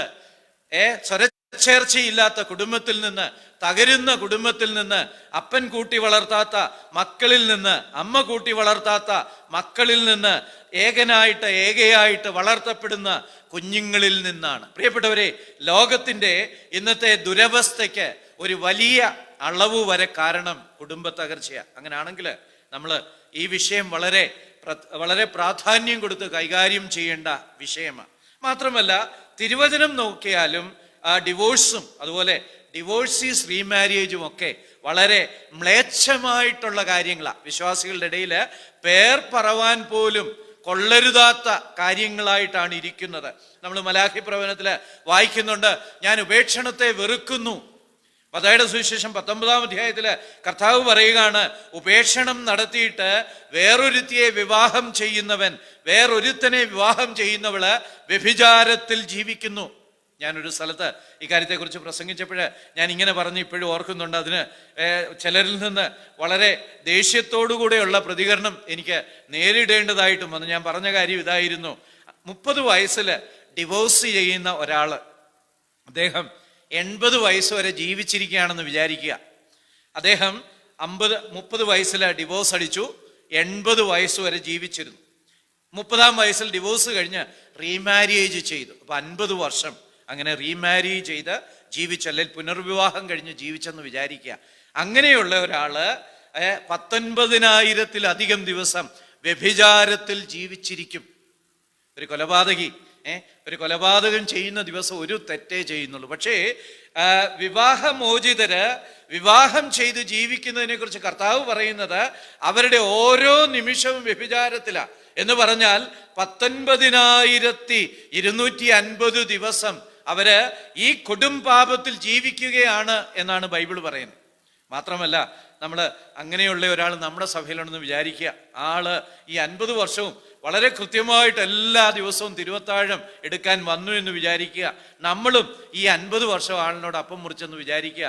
നമ്മളൊരു 2600 ദിവസം ആ പാപം ചെയ്ത മനുഷ്യനോടൊപ്പം അല്ലെങ്കിൽ സ്ത്രീയോടൊപ്പം അപ്പം മുറിച്ചിരിക്കും എന്ന് പറഞ്ഞാൽ, ബൈബിള് അതികഠിനമായ മ്ലേച്ഛമായ ദൈവത്തിന് അറപ്പുളവാകുന്ന ഒരു പാപമായിട്ടാണ് വിവാഹമോചനത്തെയും വിവാഹമോചിതരുടെയും പുനർവിവാഹത്തെയും കാണുന്നത് എന്ന് നിസ്സംശയം പറയാനായിട്ട് സാധിക്കും. അങ്ങനെയാണെങ്കിൽ ഇത് വളരെ ഗൗരവകരമായ ഒരു വിഷയമാണ്. അങ്ങനെയാണെങ്കിൽ നമുക്ക് ഈ വസ്തി രാജ്ഞിയിലേക്കും അഹശ്വേരോശ് രാജാവിലേക്കും മടങ്ങി വരാം. എന്തു പറ്റി വസ്തി? എന്തു പറ്റി അഹശ്വേരോശേ? നിങ്ങളുടെ കുടുംബജീവിതം ഇങ്ങനെ കൊളമാകാൻ എന്തു പറ്റി? നിങ്ങൾക്ക് പണത്തിന്റെ കുറവുണ്ടായിരുന്നോ? നിങ്ങൾക്ക് ഐശ്വര്യത്തിന്റെ കുറവുണ്ടായിരുന്നോ? അല്ല സൗന്ദര്യത്തിന്റെ കുറവുണ്ടായിരുന്നോ? മഹിമയുടെ കുറവുണ്ടായിരുന്നോ? അല്ല വസ്തുവകകളുടെ കുറവുണ്ടായിരുന്നോ? അല്ല പരിചാരകരുടെ കുറവുണ്ടായിരുന്നോ? എന്തു പറ്റി?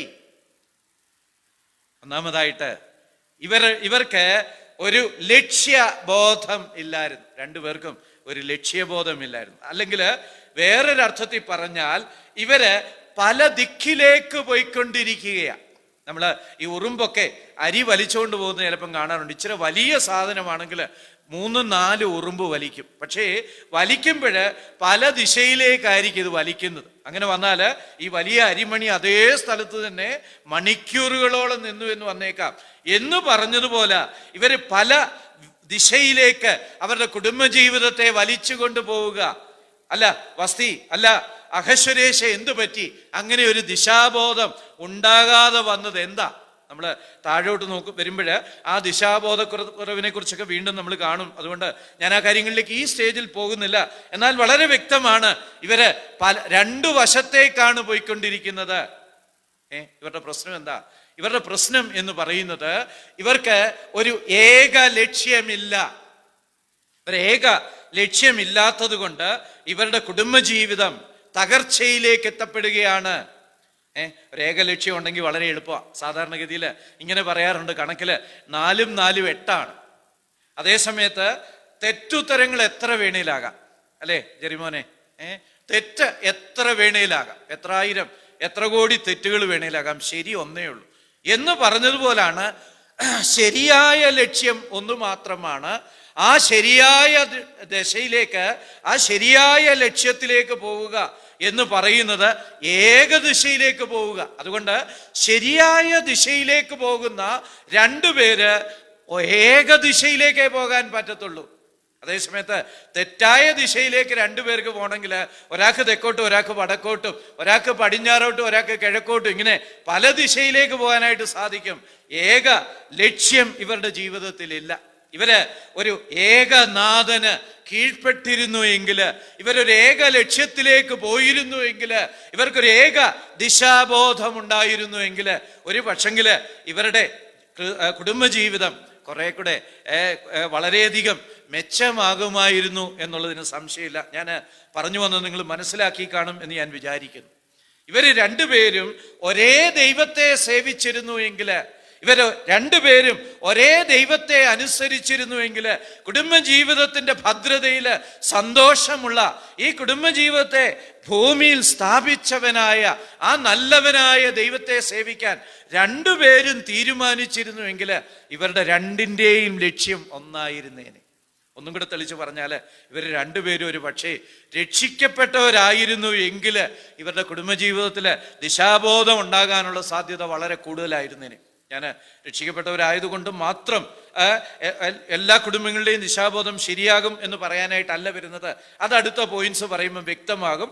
അതുപോലെ തന്നെ രക്ഷിക്കപ്പെടാത്തവരുടെ എല്ലാ കുടുംബങ്ങളും തകർന്നു പോകുമെന്നും അല്ല പറയുന്നത്. എന്നാൽ രക്ഷിക്കപ്പെട്ടവരെ സംബന്ധിച്ച്, രക്ഷിക്കപ്പെട്ട ഭാര്യയെയും ഭർത്താവിനെയും സംബന്ധിച്ച് ഒരു ദിശയുള്ളത് കൊണ്ട് ഒരുമിച്ച് പോകാനുള്ള സാധ്യത വളരെ അധികമാണ്. അപ്പൊ ഇവരുടെ പ്രശ്നം, ഇവര് രണ്ടുപേരും ഒരേ ദൈവത്തെ ഒരേപോലെ സ്നേഹിച്ച് സേവിച്ച് പോയില്ല.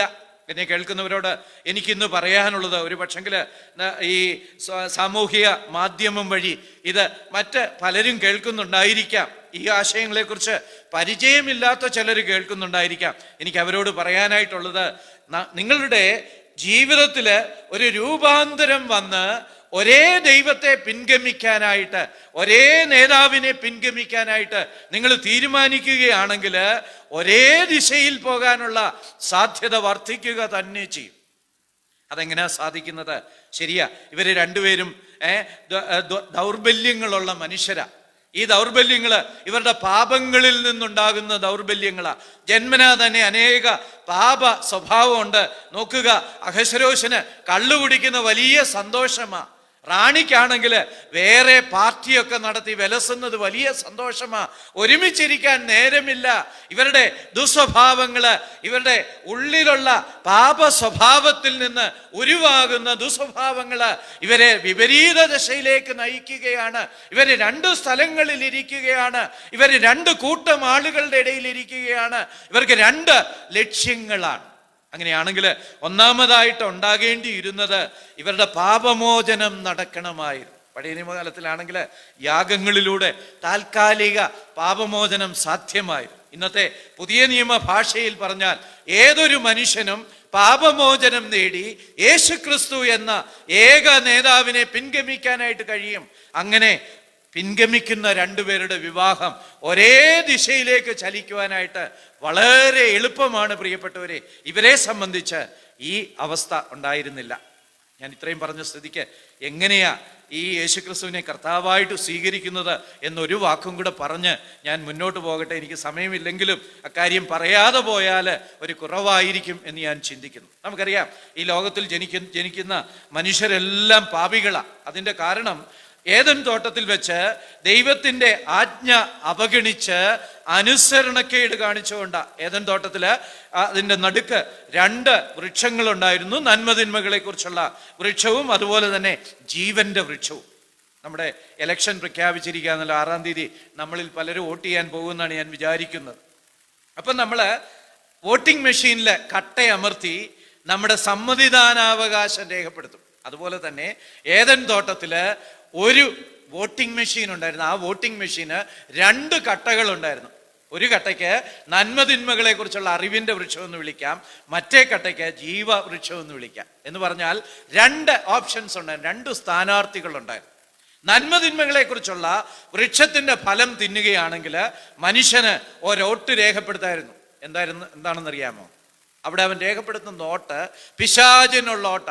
അതായത്, ഞാൻ പിശാചിനെ അനുഗമിക്കാനായി തീരുമാനിച്ചിരിക്കുന്നു. 2, നിന്നെ എനിക്ക് വേണ്ട. 3, എൻ്റെ കാര്യം ചെയ്യാനുള്ള കഴിവ് എനിക്കുണ്ട്. I am as good as God. നമ്മൾ പലപ്പോഴും ഈ അതിപരിചയം കൊണ്ട് ഈ ഏദൻ തോട്ടത്തിലെ കാര്യങ്ങളൊക്കെ എന്തോ ഒരു കഥ പോലെയൊക്കെ അങ്ങ് വായിച്ചു വിട്ടു പോകുന്നവരല്ല പ്രിയപ്പെട്ടവരെ. ഇത് ഏതൊരു മോഡേൺ മാനേജ്മെന്റ് പ്രിൻസിപ്പിളിനേക്കാളും ഏറ്റവും ഭംഗിയായിട്ട് വിശകലനം ചെയ്ത് നമുക്ക് സ്വീകരിക്കാവുന്ന വളരെ ആഴമേറിയ സത്യങ്ങൾ. അപ്പം ഈ നന്മതിന്മകളെ കുറിച്ച് ഉള്ള പഴം പറിച്ചു തിന്നിട്ട് ഒരോട്ട് ചെയ്യാമായിരുന്നു. എനിക്ക് പിശാചിനെ മതി, ദൈവത്തെ വേണ്ട. 3, ഞാൻ എൻ്റെ കാര്യങ്ങൾ ചെയ്യാൻ കഴിവുള്ളവനാ. ദൈവത്തെ ഡിസ്മിസ് ചെയ്താലും എനിക്കൊരു ചുക്കം വരാനായിട്ട് പോകുന്നില്ല. I don't want God.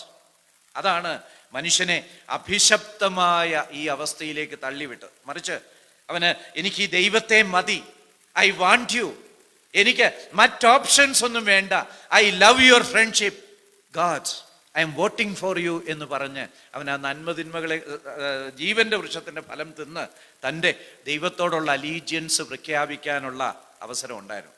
നന്മതിന്മകളെ കുറിച്ചുള്ള മരത്തിന്റെ വൃക്ഷഫലം തിന്നണമെന്ന് അവന് കൽപ്പനയുണ്ടായിരുന്നു. ഈ തോട്ടത്തിലുള്ള എല്ലാ വൃക്ഷത്തിൻ്റെയും ഫലം നീ തിന്നണം.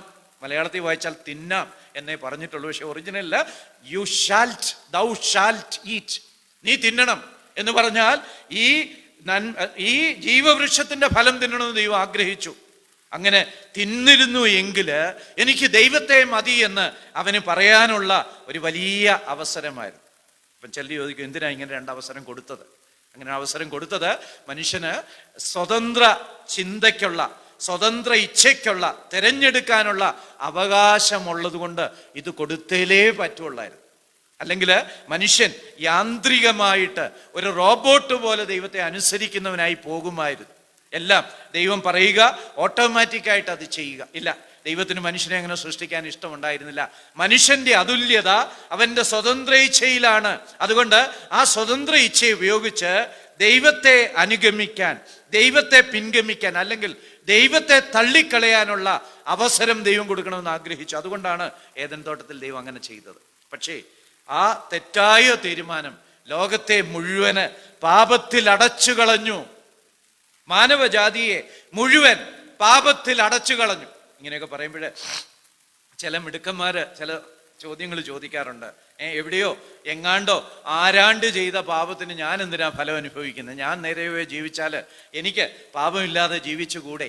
ഞാൻ അവരോട് ചോദിക്കാറുണ്ട്, കുഞ്ഞെ, പെൻസിലിൻ ആരാ കണ്ടുപിടിച്ചത്? പെൻസിലിൻ ആരാ കണ്ടുപിടിച്ചത്? അലക്സാണ്ടർ ഫ്ലെമിങ്ങാ.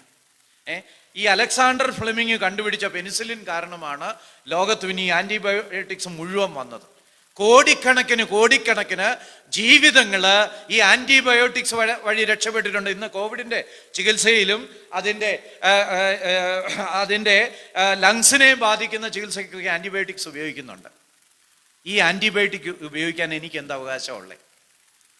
എന്തോ അലക്സാണ്ടർ ഫ്ലെമിങ് വകയിൽ എൻ്റെ ഒരു മാമന്റെ മോനോ വല്ലോ ആണോ? തിരുവനന്തപുരം ഭാഷയിൽ പറഞ്ഞ അല്ലല്ല, എനിക്കൊരു ബന്ധവുമില്ല സായിപ്പുമായിട്ട്. ഞാന് മാനവകുലത്തിൽപ്പെട്ടവനായതുകൊണ്ട് മാനവകുലത്തിൽപ്പെട്ട ഒരു ശാസ്ത്രജ്ഞന്റെ കണ്ടുപിടുത്തത്തിന്റെ ഫ്രൂട്ട്സ് അവകാശത്തോടെ അനുഭവിക്കുക. അങ്ങനെയാണെങ്കിൽ മാനവകുലത്തിന്റെ കുലപതിയായ ആദമിന്റെ പാപത്തിന്റെ ഫലം ഞാൻ അനുഭവിക്കുന്നതിൽ ഒരു യുക്തിരാഹിത്യവുമില്ല. മനുഷ്യന്റെ പാപത്തിന് കാരണക്കാരൻ ആദാമാണ്. ആദാമിന്റെ പാപത്തിന്റെ ഫലം നാം ഇന്ന് പങ്കുവയ്ക്കുന്നു. നമുക്കറിയാം, നമ്മുടെ മാതാപിതാക്കൾക്ക് കുഞ്ഞുങ്ങൾക്ക് വേണ്ടി പലതും കരുതി വയ്ക്കുന്നവരാ. മാതാപിതാക്കള് ഉണ്ടാക്കുന്ന സമ്പത്ത് കുഞ്ഞുങ്ങൾക്ക് അവകാശപ്പെട്ടതാ. അങ്ങനെയാണെങ്കിൽ അവരുണ്ടാക്കുന്ന കടമോ അതും അവകാശപ്പെട്ടതാ. ആദാം ഉണ്ടാക്കി വെച്ച ഈ വലിയ കടക്കണി, പാപമാകുന്ന കടക്കണി, ഈ ലോക മാനവജാതിയുടെ ഒരു കടമായിട്ട് അവശേഷിക്കുന്നു. പാപം ചെയ്ത് മനുഷ്യനെ പാപത്തിലേക്ക് തള്ളിവിട്ടു. അതുകൊണ്ട് ഇന്ന് ലോകത്തിലെ മനുഷ്യർ മുഴുവൻ പാപികളാണ്. ഇത് ഞാൻ തെളിയിക്കണതിൽ ഒരു പ്രയാസവുമില്ല. ഒരു ദിവസം മനോരമ ഒന്ന് എഴുതി ഒരു നോട്ടൊന്ന് പ്രിപ്പയർ ചെയ്ത് ഹെഡിങ് മാത്രം എഴുതിയാൽ മതി. അതിലെന്തൊക്കെയായിരിക്കും അല്ലേ? കൊലപാതകം കാണും, പിടിച്ചുപറി കാണും, എന്തെല്ലാം ക്രൂരതകളാ അല്ലേ? അങ്ങനെയാണെങ്കിൽ ഈ ലോകത്തില് പാപം നിറഞ്ഞിരിക്കുന്നു എന്നുള്ളതിന് ഒരു സംശയവുമില്ല. അങ്ങനെയാണെങ്കിൽ ഈ പാപമാണ് മനുഷ്യനെ വിപരീത ദിശയിലേക്ക് നയിക്കുന്നത്. വസ്തിയെ, നീ എന്തുകൊണ്ട് ഇങ്ങനെ ബിഹേവ് ചെയ്തു? എൻ്റെ പാപമാണ് എന്ന് വസ്തി സമ്മതിക്കേണ്ടതായിട്ട് വരും. അല്ല, അഹശ്വേരോശ്, നീ എന്തുകൊണ്ട് ഇങ്ങനെ പ്രവർത്തിച്ചു എന്ന് ചോദിച്ചാൽ അഹശ്വേരോശ് സമ്മതിക്കേണ്ടി വരും. ഞാനല്ല, എന്നിലുള്ള പാപമാണ് ഇങ്ങനെ എന്നെ നയിക്കുന്നത്. പ്രിയപ്പെട്ടവരെ, ഈ പാപത്തിന്റെ പ്രശ്നത്തിന് ഒരു പരിഹാരം കണ്ടെത്തിയാൽ തീർച്ചയായിട്ടും ഒരേ ദിശയിൽ പോകുവാൻ ഭാര്യ ഭർത്താക്കന്മാർക്ക് കൂടുതൽ എളുപ്പമാണ്. അതിനെന്താ ചെയ്യാനുള്ളത്? നമ്മുടെ പാപത്തിന് പകരമായിട്ട് യേശുക്രിസ്തു മരിച്ചു. ഈ ലോകത്തിലെ മനുഷ്യർക്കാർക്കും അവരുടെ പാപത്തിന് പരിഹാരം ഉണ്ടാക്കാൻ കഴിയാതിരുന്നപ്പോൾ, വേറെ ആർക്കും എൻ്റെ പാപത്തിന് പരിഹാരം ഉണ്ടാക്കാൻ കഴിയാതെ ഇരുന്നപ്പോൾ ദൈവം ഒരുക്കിയ ഒരു മഹത് മാർഗമാണ് പാപരഹിതനായ ഒരു മനുഷ്യന് ഈ ലോകത്തേക്ക് വന്നിട്ട് എൻ്റെ പാപത്തിന് പകരമായിട്ട് മരിക്കുക.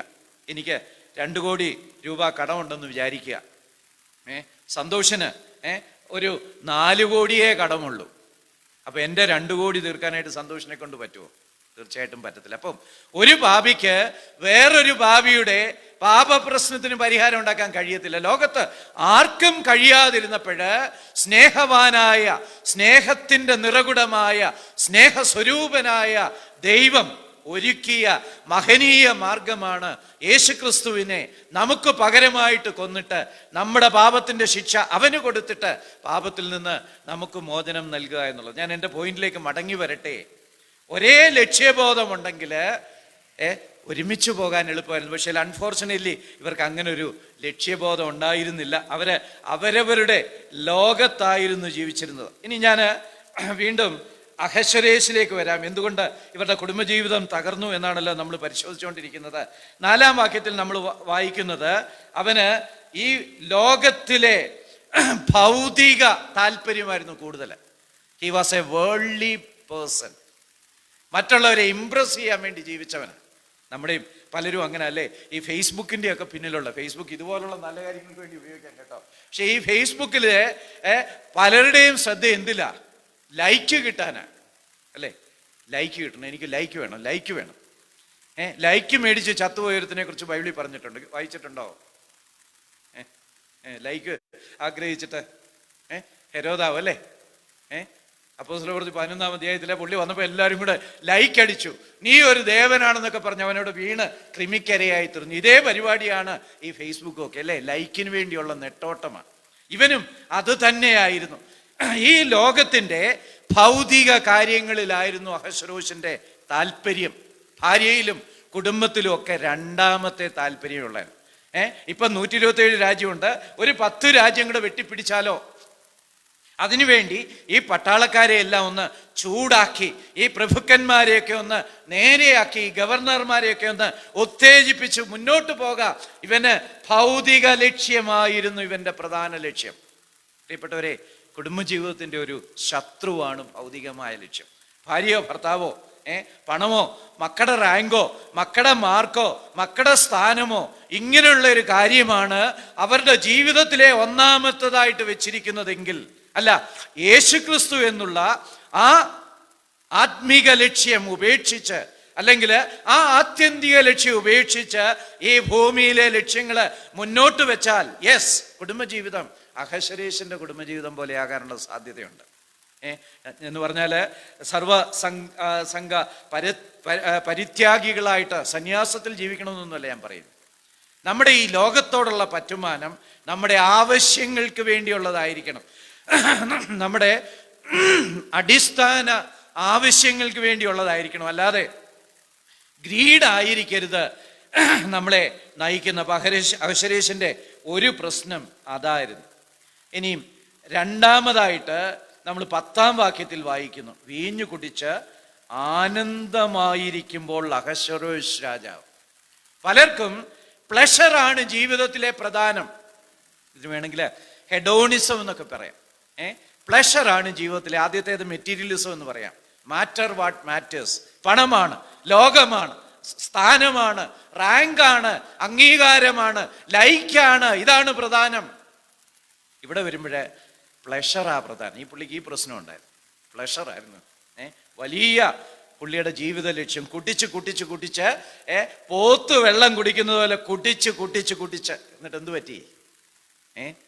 ഭാര്യയെ അവിടെ പരസ്യ കാഴ്ചയാക്കി മാറ്റുന്ന അവസ്ഥയിലേക്ക് ഈ അഹശ്വേരോശ് വന്നെത്തിയിരിക്കുന്നു. പ്രിയപ്പെട്ടവരെ, കുടുംബജീവിതത്തിൽ നമ്മൾ ഓർത്തിരിക്കേണ്ട ഒരു കാര്യം, let there be no private enjoyment. Let there be only family enjoyment. പ്രത്യേകിച്ച് ഭാര്യ ഭർത്താക്കന്മാരുടെ ഇടയിൽ രണ്ടുപേരും രഹസ്യമായിട്ട് തങ്ങളുടേതായ മാർഗങ്ങളിലൂടെ ഇൻഡിപെൻഡൻ്റ് ആയിട്ട് സ്വതന്ത്രമായിട്ട് പ്ലഷർ സീക്ക് ചെയ്യാൻ പോയാൽ കുടുംബജീവിതം തകരും. എന്തുമാകട്ടെ, കൂട്ടുകെട്ട് എനിക്ക് പ്ലഷറാണെങ്കിൽ എൻ്റെ കുടുംബത്തിന് തീർച്ചയായിട്ടും ആനന്ദം കൊടുക്കാൻ എനിക്ക് കഴിയുകയില്ല. ഞാൻ എൻ്റെ വ്യക്തിപരമായ ജീവിതത്തിൽ ഇൻഡിപെൻഡൻ്റ് ആയിട്ട് സ്വതന്ത്രമായിട്ട് ചില കൂട്ടുകെട്ടിന് ഇങ്ങനെ പോയിക്കൊണ്ടിരിക്കും. അല്ല, ചിലർക്ക് മദ്യമാണെങ്കിൽ ആ മദ്യം ഇതുപോലെ നശിപ്പിക്കുന്നതാണ്. സ്വതന്ത്രമായിട്ട് താൻ തന്നെ ആസ്വദിക്കാനായിട്ട് പോവുക. അതുപോലെ പ്ലഷറിനുള്ള ഉദാഹരണങ്ങൾ ഞാൻ പറയേണ്ട ആവശ്യമില്ലല്ലോ. നമ്മുടെ നാട്ടിലൊക്കെ ധാരാളം കാണുന്നതാണല്ലോ. ഏതൊക്കെ കാര്യങ്ങളിലേക്കാ, എന്തെല്ലാം അഫയറുകളിലേക്കാ, എന്തെല്ലാം പ്രശ്നങ്ങളിലേക്കാ ആളുകൾ എത്തിപ്പെടുന്നത്. പ്രിയപ്പെട്ടവരെ, ഒരു കുടുംബത്തിന് കുടുംബമായിട്ടാണ് ആനന്ദം കണ്ടെത്താനായിട്ട് ശ്രമിക്കേണ്ടത്. ഇവിടെ അഹശ്വേരോശ് ഹെഡോണിസം, പ്ലഷർ അഹശ്വേരോശിന് വലിയ താല്പര്യമായിരുന്നു. മൂന്നാമതായിട്ട് അഹശ്വേരോശിന് his wife was a show piece only. ഭാര്യ ഒരു ഷോപ്പ് പീസായിരുന്നു, ഒരു കാഴ്ചവസ്തുവായിരുന്നു, മറ്റുള്ളവരെ ഇംപ്രസ് ചെയ്യിക്കാനായിട്ട്. നമുക്കറിയാം, നമ്മുടെ നാട്ടിൽ ഇപ്പോൾ ഒരാൾക്ക് ബെൻസുകാറൊക്കെ ഉണ്ടെങ്കിൽ അത് വലിയൊരു സന്തോഷമായിരിക്കും. വലിയ കല്യാണമൊക്കെ അങ്ങോട്ട് തുടങ്ങാറാകുമ്പോഴേ എത്തുള്ളൂ. കാരണം 10 പേര് വന്നിട്ട് പോകാൻ കല്യാണത്തിന്, കാരണം എൻ്റെ ബെൻസുകാർ എല്ലാവരും കാണണമല്ലോ എന്ന് പറഞ്ഞ പോലായിരുന്നു അഹശ്വേരോശ്. അഹശ്വേരോശിനെ സംബന്ധിച്ച് ഈ ഭാര്യ തൻ്റെ കൂട്ടാളിയല്ല, ഈ ഭാര്യ തൻ്റെ തന്നെ ഭാഗമല്ല, ഒരു ഷോപ്പ് പീസാണ്, ഒരു ഡെമോൺസ്ട്രേഷൻ പീസാണ്. അഹശ്വേരോശേ, നിന്റെ കുടുംബജീവിതം തകർന്നു പോയതിന് സംശയമില്ല, ഒരു അത്ഭുതവുമില്ലല്ലോ. വീണ്ടും നമ്മൾ അഹശ്വേരോശിനെ 12-ാം വാക്യത്തിൽ കാണുന്നുണ്ട്. എന്നാൽ ഷണ്ഡന്മാർ മുഖാന്തരം അയച്ച രാജകൽപ്പന. ഇവരുടെ ജീവിതത്തില് അന്യോന്യം ആശയവിനിമയമില്ലായിരുന്നു. ഒരു കുടുംബത്തില് ആശയവിനിമയം ഇല്ലെങ്കിൽ കുടുംബം തകർന്നു പോകും. പ്രിയപ്പെട്ടവരെ, ഭാര്യ ഭർത്താക്കന്മാര് ഒരുമിച്ചിരുന്ന് അനേക കാര്യങ്ങൾ ചർച്ച ചെയ്യണം. പണ്ടൊക്കെ അമ്മായിമ്മമാര് വളരെ ദേഷ്യത്തോടെ മരുമക്കളെ കുറിച്ച് പറഞ്ഞിരുന്ന ഒരു വാക്കുണ്ട്. എന്താ സഹോദര? എന്തുവാ? മരുമക്കളെ കുറിച്ച് വളരെ ദേഷ്യത്തോടെ പറഞ്ഞിരുന്നൊരു വാക്കുണ്ട്. അവള് അവന്റെ ചെവിയില് തലേണമന്ത്രം ഓതുക. വലിയൊരു പാവമാ. പല അമ്മായിമാർക്ക് ഇപ്പോഴും ഉണ്ട് ആ രോഗം, കുറേശ്ശെയൊക്കെ. മക്കള് മോനും മരുമോളും അല്ലേല് മോളും മരുമോനും ഒരുങ്ങിക്കെട്ടി എവിടെയെങ്കിലുമൊക്കെ പോകുമ്പോഴാകപ്പാടെ ഒരു സുഖക്കുറവ് ഇല്ല. പ്രിയപ്പെട്ടവരെ, ഇവര് തമ്മിലുള്ള ആശയവിനിമയം അതിപ്രധാനമാണ്. ഇവിടെ ആശയവിനിമയം ഷണ്ഡന്മാർ മുഖാന്തരമാണ്. ചില വീട്ടില് ഭാര്യയും ഭർത്താവും തമ്മിൽ വഴക്കൊക്കെ ആകുമ്പോൾ പിന്നെ വർത്താനം പറയുകയില്ല. അപ്പം ഒരു തുണ്ട് എഴുതി വെക്കും, ചായക്ക് സമയമായി. അപ്പം ഭാര്യ അതിന് വേറൊരു മൂലയ്ക്ക് പാലില്ല. ഒരാശയവിനിമയം ഇല്ല. ആശയവിനിമയം ഉണ്ടോ എന്ന് ചോദിച്ചാൽ ഉണ്ട്. പക്ഷേ ദൈവം ഉദ്ദേശിച്ച തരത്തിലുള്ള ആശയവിനിമയം ഇല്ലാത്തത് കൊണ്ട് തകർന്നു പോകുന്ന കുടുംബങ്ങൾ എത്രയാ. നിങ്ങൾ ഒരുപാട് ഫാമിലി കോൺഫറൻസുകളിൽ പങ്കെടുത്തുകൊണ്ട് സാധാരണ പറയുന്ന ഉദാഹരണങ്ങൾ പറഞ്ഞ് നിങ്ങളെ മുഷിപ്പിക്കാൻ ഞാൻ ആഗ്രഹിക്കുന്നില്ല. എന്നാൽ ഒരു കാര്യം പറയാതിരിക്കാനായിട്ട് രക്ഷയില്ല. ഈ ആണുങ്ങള്, പുരുഷകേസരികള് ഈ സംസാര വിഷയത്തില്, ആശയവിനിമയത്തില് വെറും പിശുക്കന്മാരാ, ദരിദ്രന്മാരാ. അവരുടെ കയ്യിൽ ഒരു ദിവസം ഒരു 6000-7000 വാക്കുകളൊക്കെയുള്ള ചെലവിടാനുള്ളൂ. പക്ഷെ സഹോദരിമാരുടെ കയ്യിൽ ഒരു 10,000-30,000 വാക്കുകളുണ്ട്. ഇതൊന്ന് ഓഫ്ലോഡ് ചെയ്തെങ്കിലേ അവർക്ക് താല്പര്യമുള്ളൂ. അതുകൊണ്ട് പ്രിയപ്പെട്ടവരെ, അന്യോന്യം സംസാരിക്കേണ്ടിയിരിക്കുന്നു. ഈ 30,000 വാക്ക് അതിൽ ഒരു നല്ല ഭാഗമെങ്കിലും ഒന്ന് ഉപയോഗിച്ചില്ലെങ്കിൽ അവർക്ക് വലിയ വിമ്മിഷ്ടമാണ്. അതുകൊണ്ട് സഹോദരന്മാരെ, നിങ്ങൾ അവർ പറയുന്നത് കേൾക്കാനായിട്ട് നിങ്ങളെ തന്നെ ഒരുക്കേണ്ടതാണ്. അതേ സമയത്ത് തന്നെ ഈ പുള്ളിക്ക് 6000-7000 വാക്കേ ഉള്ളെന്നൊന്ന് ഒരു കരുതലൊക്കെ കാണിച്ച് ഈ 30 അങ്ങ് ഉപയോഗിക്കണമെന്ന് വാശി കെട്ടരുത് പ്രിയപ്പെട്ടവരെ. എന്നാലും ഒരു അണ്ടർസ്റ്റാൻഡിങ്ങിലൊന്ന് പോകണം. ആശയവിനിമയം കുളമായാൽ കുടുംബജീവിതം കുളമാകും. ഞാൻ വിശദമായിട്ട് അതിലേക്ക് പോകാനായിട്ട് സമയമില്ലല്ലോ. അപ്പം അതായിരുന്നു അഹശ്വേരോശിന്റെ മറ്റൊരു പ്രശ്നം. ഇനി 14-ാമത്തെ വാക്യത്തിലേക്ക് വരാം. രാജധർമ്മത്തിലും ന്യായത്തിലും പരിജ്ഞാനികളോട് എല്ലാവരോടും ആലോചിക്കുക പതിവായിരുന്നതിനാൽ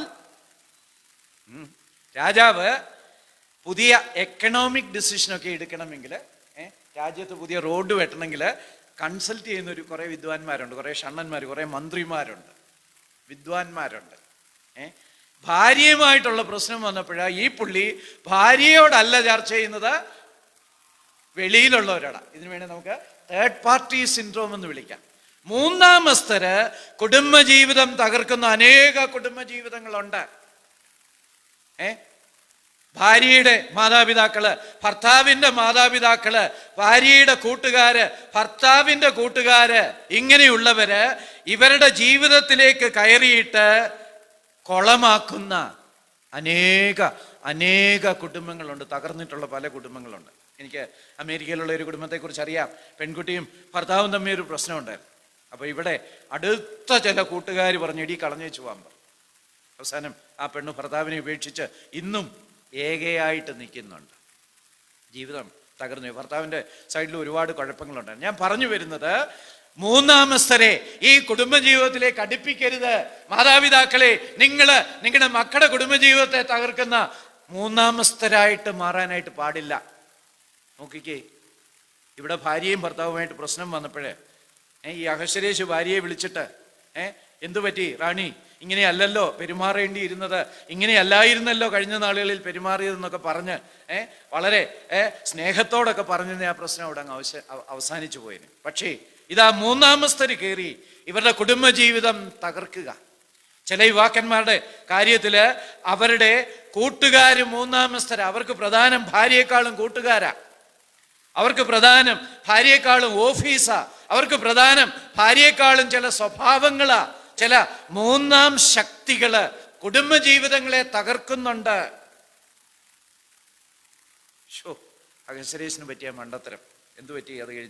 അത് കഴിഞ്ഞ് ഇങ്ങനെ ക്രോധമൊക്കെ ശമിച്ചു കഴിഞ്ഞിട്ട് ഇങ്ങനെ ഓർത്ത് ദുഃഖിക്കേണ്ടി വരിക. കുടുംബജീവിതം തകർന്നു. The biggest trauma in life is now real in the life of the king.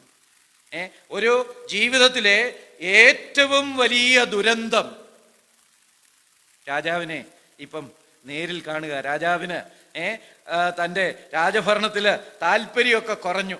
ഇനി സദ്യ നടത്തണമെന്നൊന്നും ആഗ്രഹമില്ല, മറ്റു രാജ്യങ്ങൾ പിടിച്ചടക്കണമെന്ന് ആഗ്രഹമില്ല. രാജാവ് ആകെപ്പാടെ തകർന്നു പോയിരിക്കുന്നു. എന്തേ? ഒന്ന് ശ്രദ്ധിച്ചിരുന്നുവെങ്കിൽ അല്ലേ. ഇനി നമുക്ക് വസ്തിയെക്കുറിച്ച് ഇത്രയും കാര്യങ്ങളൊന്നും പറഞ്ഞിട്ടില്ല, എന്നാലും വസ്തിയെക്കുറിച്ചും ചില കാര്യങ്ങളൊക്കെ പറഞ്ഞിട്ടുണ്ട് കേട്ടോ. 9-ാം വാക്യത്തില് രാജ്ഞിയായ വസ്തിയും അഹശ്വേരോശ് രാജാവിന്റെ രാജധാനിയിൽ വെച്ച് സ്ത്രീകൾക്കൊരു വിരുന്നു കഴിച്ചു. ഞാനെന്തിനാ പറയുന്നല്ലേ, ഈ കാലത്ത് വീടുകളിലെ പ്രശ്നം വരുമ്പോഴേ പെണ്ണിൻ്റെ അമ്മയും അപ്പനും ഒക്കെ വിളിച്ചു പറയും, നീ എന്തിനാടി അവിടെ കിടന്ന് അവൻ്റെ ചവിട്ടും തൊഴി കേൾക്കുന്നത്, നീ ഇങ്ങ് പോരെ, 2 തലമുറയ്ക്കുള്ളത് ഞങ്ങൾ ഉണ്ടാക്കിയിട്ടിട്ടുണ്ട്.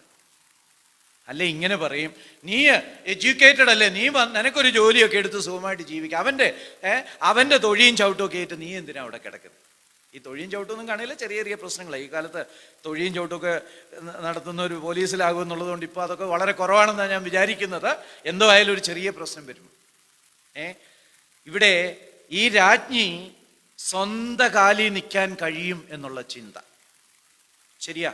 നമ്മുടെ പെൺകുഞ്ഞുങ്ങൾ പലരും വളരെ എഡ്യൂക്കേറ്റഡാ, അവർക്ക് വേണേൽ ജോലി കിട്ടും, ആ ജോലി കൊണ്ട് അവർക്ക് ജീവിക്കാൻ പറ്റും. പക്ഷേ ഞാനൊരു കാര്യം പറയട്ടെ, കുടുംബജീവിതത്തില് ഡിവോഴ്സ് കഴിഞ്ഞിട്ട് ഒരു നോർമൽ ലൈഫ് ഇമ്പോസിബിളാ. ഞാൻ മുമ്പേ പറഞ്ഞ സ്റ്റാറ്റിസ്റ്റിക്സ് നിങ്ങൾ ഓർക്കുമായിരിക്കുമല്ലോ. 1-ാം കല്യാണങ്ങള് 50% മോചനത്തിൽ അവസാനിക്കുമ്പോൾ 2-ാം കല്യാണങ്ങള് 67-68% വരെയാ. 3-ാം കല്യാണം വരുമ്പോൾ 74%. ഈ വെള്ളം കുടിക്കുന്നവന് ദാഹിക്കും. ഈ ഡൈവേഴ്സ് എന്ന് പറയുന്ന വെള്ളം കുടിക്കുന്നവൾക്ക് വീണ്ടും വീണ്ടും ദാഹിക്കും, വീണ്ടും വീണ്ടും തകർച്ചയിലേക്ക് പോകും. മാത്രമല്ല, ഞാൻ മുമ്പേ പറഞ്ഞതുപോലെ കർത്താവ് പറഞ്ഞ ആ ജീവിതം നയിക്കേണ്ടി വരും അല്ലേ, പാപത്തിലുള്ള ജീവിതം, ദൈവത്തിന് അറപ്പുളവാക്കുന്ന ജീവിതം നയിക്കേണ്ടി വരും. അപ്പം ഇവള് വളരെ ഇൻഡിപെൻഡന്റാ. ഞാൻ എന്നാ രാജ്ഞിയല്ലേ, ഞാൻ വിചാരിച്ചാല് കുറച്ച് കാശിന് വല്ല പ്രശ്നവുമുണ്ടോ, എനിക്ക് രത്നങ്ങളുടെ കുറവുണ്ടോ, എനിക്ക് വസ്ത്രങ്ങളുടെ കുറവുണ്ടോ, എനിക്ക് സൗന്ദര്യത്തിന്റെ കുറവുണ്ടോ, ഞാൻ വിളിച്ചാല് വരാൻ ആളിന് കുറവുണ്ടോ, അല്ല ഇത് ക്രമീകരിക്കാൻ എനിക്ക് ദാസീദാസന്മാർക്ക് കുറവുണ്ടോ. She was independent. വസ്തിയുടെ ഒരു പ്രശ്നം അതായിരുന്നു. ഇവർ രണ്ടുപേരും കൂടെ ഒരുമിച്ച് കാണപ്പെടേണ്ടവരായിരുന്നു. പക്ഷെ ഇപ്പൊ ഇവര് 2 സ്ഥലത്തിരുന്ന് വൻ പാർട്ടികൾ നടത്തുക. നമ്മുടെയും പല കുടുംബങ്ങളിലും ഈ ഇൻഡിപെൻഡൻസ് നേരെയും അല്ലാതെയൊക്കെ പലർക്കും കാണാറുണ്ട്. പല ഭാര്യ ഭർത്താക്കന്മാർക്കും 2 പേഴ്സാ, 2 അക്കൗണ്ടാ, 2 ഫോണാ, 2 പേരുടെയും ഫോണിന് പാസ്വേഡും കാര്യങ്ങളും ഒക്കെ ഉണ്ട്. എന്തിനാ ഇത്? 2 കച്ചവടമാണോ? ഇൻഡിപെൻഡന്റ് ആണോ? വസ്തിയെ, വാട്ട് ഹാപ്പൻ ടു യു? വസ്തി പറയും, I wanted to enjoy independence. ഇൻഡിപെൻഡൻസും കുടുംബജീവിതവും തമ്മിൽ ചേർന്ന് പോകുന്നതല്ല. വിവാഹിതരാകുമ്പം തന്നെ എടുക്കേണ്ട ആദ്യത്തെ തീരുമാനം അതാ, ഒരു പേഴ്സ് മതി, ഒരക്കൗണ്ട് മതി. അല്ല, രണ്ടുപേരുടെയും പേരിൽ ശമ്പളത്തിന് വേണ്ടി 2 അക്കൗണ്ടും ഉണ്ടെങ്കിൽ രണ്ടിലും മറ്റേ ആളിനെയും കൂടെ അങ്ങ് ചേർക്കുക. എന്നിട്ട് ക്രെഡിറ്റ് കാർഡ് രണ്ടുപേരും മാറി മാറി കൈകാര്യം ചെയ്യുക. അങ്ങോട്ടും ഇങ്ങോട്ടും അക്കൗണ്ടബിലിറ്റി ഒക്കെ വേണം കേട്ടോ. ഫോണ് രണ്ടുപേർക്കും ഫോൺ ആവശ്യമായിരിക്കും. എന്നാൽ പാസ്വേഡ് രണ്ടുപേരും അങ്ങ് അറിഞ്ഞിരുന്നു നോക്കും. രണ്ടുപേരും ഫോണ് ഉപയോഗിച്ചോ? രണ്ടുപേരുടെയും ഫോൺ അങ്ങോട്ടും ഇങ്ങോട്ടും മാറി ഉപയോഗിച്ചോ? ഇല്ല. ഇതിന് ഇന്നത്തെ ലോകത്തിന് മനസ്സില്ല. I want to be independent. എനിക്ക് സ്വതന്ത്രനായിരിക്കണം. എനിക്കെന്താ കുറവ്? ഒരുത്തന്റെ ഭാര്യയായിട്ട് അടിമയെ പോലെ ഞാൻ എന്തിനു കഴിയണം? അല്ലെങ്കിൽ ഈ ഒരുത്തിയെയും കൊണ്ട് ഞാൻ എന്തിനു നടക്കണം? വേറെ പല സാധ്യതകളുമില്ലേ ഇൻഡിപെൻഡൻസ്. ഇനിയും താഴേക്ക് വരുമ്പോൾ വസ്തിയെ വീണ്ടും നമ്മൾ കാണുന്നു 12-ാം വാക്യം. എന്നാൽ ഷണ്ണന്മാർ മുഖാന്തരം അയച്ച രാജകൽപ്പന മറുത്ത് വസ്തിരാജ്ഞി ചെല്ലാതിരുന്നു. നമ്മുടെ സമയം തരുന്നോണ്ട് ഞാൻ ഏകദേശം ഇവിടെ അവസാനിപ്പിക്കുക. വസ്തി രാജകൽപ്പന അനുസരിക്കാതെ ഇരുന്നു. ഒന്ന് ചിന്തിച്ചു നോക്കുക. ആ രാജ്യത്ത് ഒരൊറ്റ കുഞ്ഞ് രാജാവിന്റെ കൽപ്പന അനുസരിക്കാതിരിക്കാൻ ധൈര്യപ്പെടത്തില്ല. അങ്ങനെ ചെയ്താൽ കഴുത്തെ തല കാണുകയില്ല. പിള്ളേർ പറയും, അച്ഛന് തലയില്ലെങ്കിൽ ഭയങ്കര വൃത്തികേടാന്ന് പറയും. അല്ലേ അമ്മാമ്മയ്ക്ക് അല്ലെ ചേച്ചിക്ക് തലയില്ല ഭയങ്കര വൃത്തികേടാന്ന് മക്കൾ പറയും. അല്ലേ? നിമിഷങ്ങളെ ജീവിച്ചിരിക്കത്തുള്ളൂ.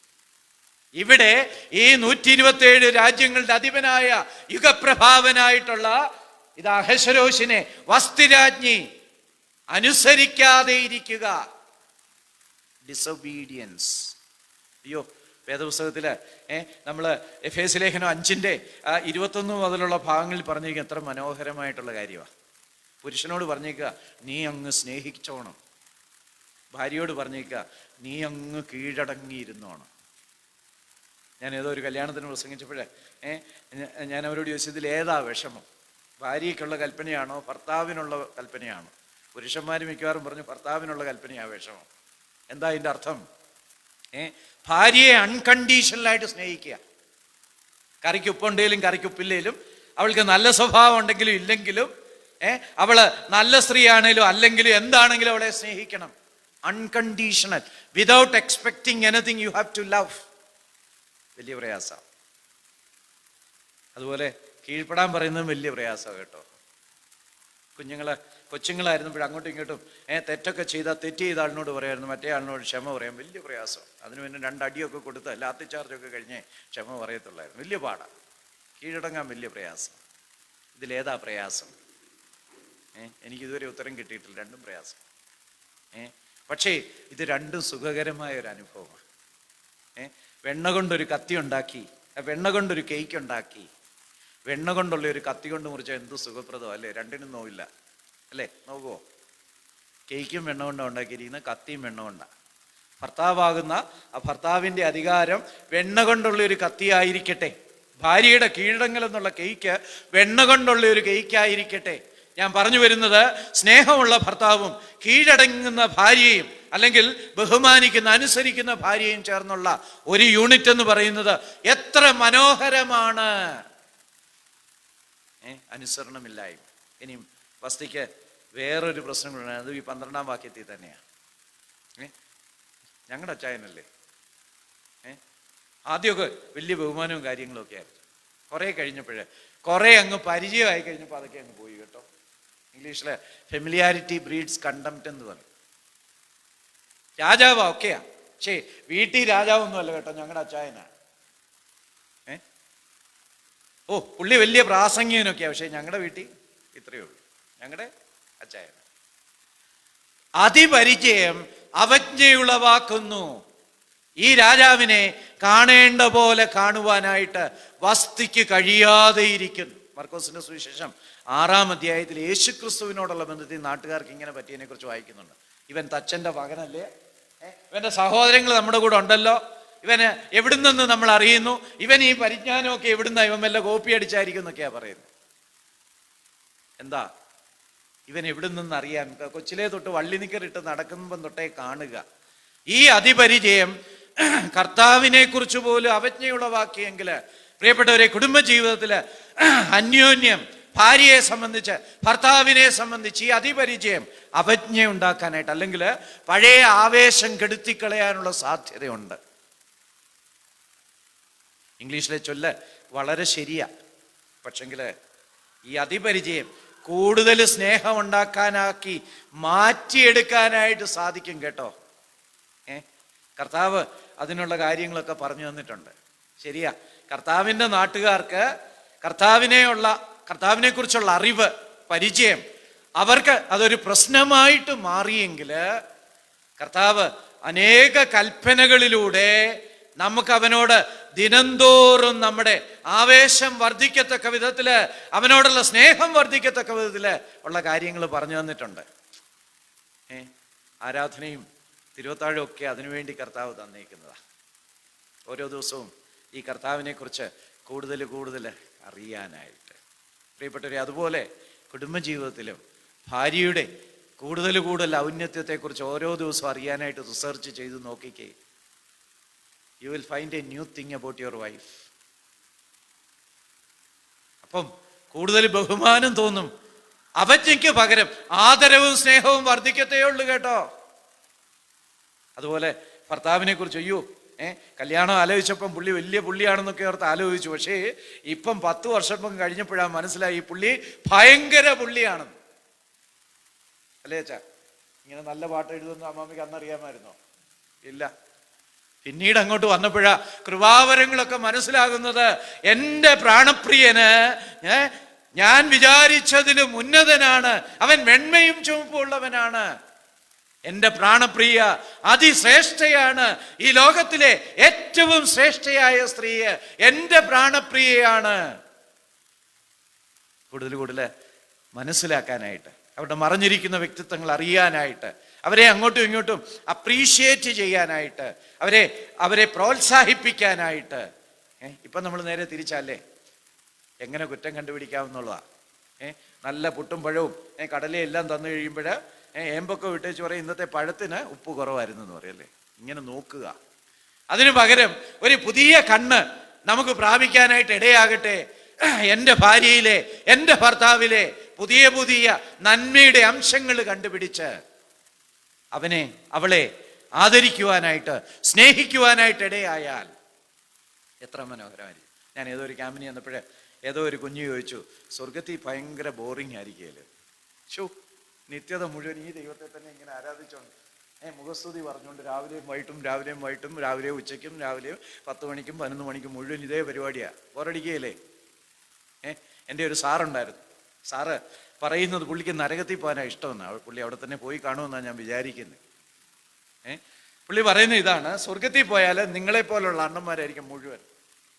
ഒരു പെഗടിക്കുകയില്ല, ഒരു ചീട്ട് കളിക്കുകയില്ല, ഒരു തമാശ പറയത്തില്ല, ഭയങ്കര ബോറിംഗ് ആയിരിക്കും. ഞാൻ നരകത്തിൽ പോകുമ്പോൾ സ്റ്റീല് കൊണ്ട് കുറെ ചീട്ടുമായിട്ട് പോകും. കടലാസാന്ന് കത്തിപ്പോവും. പുള്ളിക്ക് അതറിയാം, ഒരു ക്രിസ്ത്യാനിയാ. അതുകൊണ്ട് സ്റ്റീലുമായിട്ട് കുറെ ചീട്ടുമായിട്ട് പോയിട്ട് 24 മണിക്കൂർ എനിക്ക് പറ്റിയവരുണ്ട് അവിടെ. ഞാൻ അവരോട് കൂടെ ഇരുന്നങ്ങ് കളിക്കും. പക്ഷേ ഈ സ്റ്റീൽ കൊണ്ടുള്ള ചീട്ടിന് എന്തു പറ്റും? ചൂടാകും ഇല്ലയോ? ഒരു കൈ പിടിക്കാൻ പറ്റുകയില്ല. നമ്മുടെ കഷ്ടത അവിടെ കൂട്ടത്തേ ഉള്ളൂ.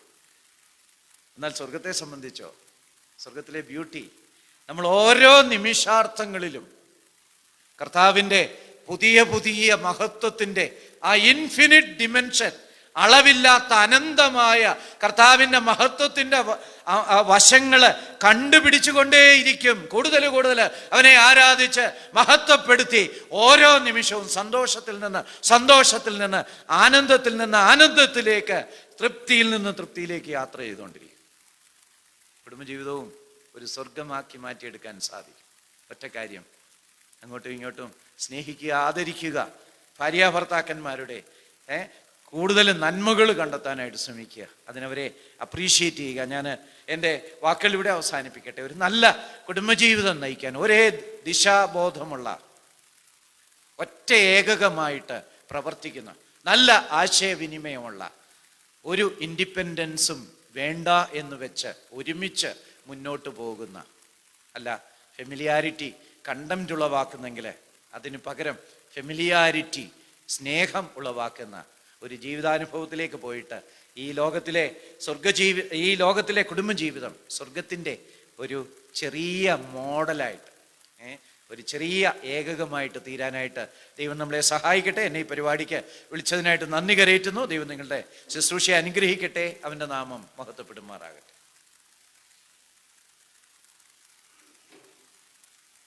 Thank you brother James Varghese. ഇന്ന് രാത്രി ദൈവത്തിൻ്റെ പരിശുദ്ധാത്മാവ് നമ്മോട് സംസാരിച്ചുകൊണ്ടിരിക്കുകയായിരുന്നു. നമ്മുടെ കുടുംബ ബന്ധങ്ങളിലെ അടഞ്ഞു കിടക്കപ്പെട്ട ചില വാതിലുകൾക്കുള്ളിലൂടെ നാം കടന്നു പോവുകയായിരുന്നു. വിലാപങ്ങളുടെ പുസ്തകത്തിൽ യിരെമ്യാവ് ഇങ്ങനെ ഒരു വേദഭാഗം എഴുതിയിട്ടുണ്ട്: നീ രാത്രിയിൽ എഴുന്നേറ്റ് നിലവിളിക്കുക, ഓലോല കണ്ണുനീരൊഴുക്കുക, വീഥിയുടെ തലക്കിലൊക്കെയും വിശപ്പ് കൊണ്ട് തളർന്നു കിടക്കുന്ന നിങ്ങളുടെ കുഞ്ഞുങ്ങളുടെ ജീവരക്ഷയ്ക്കായി കരയുക.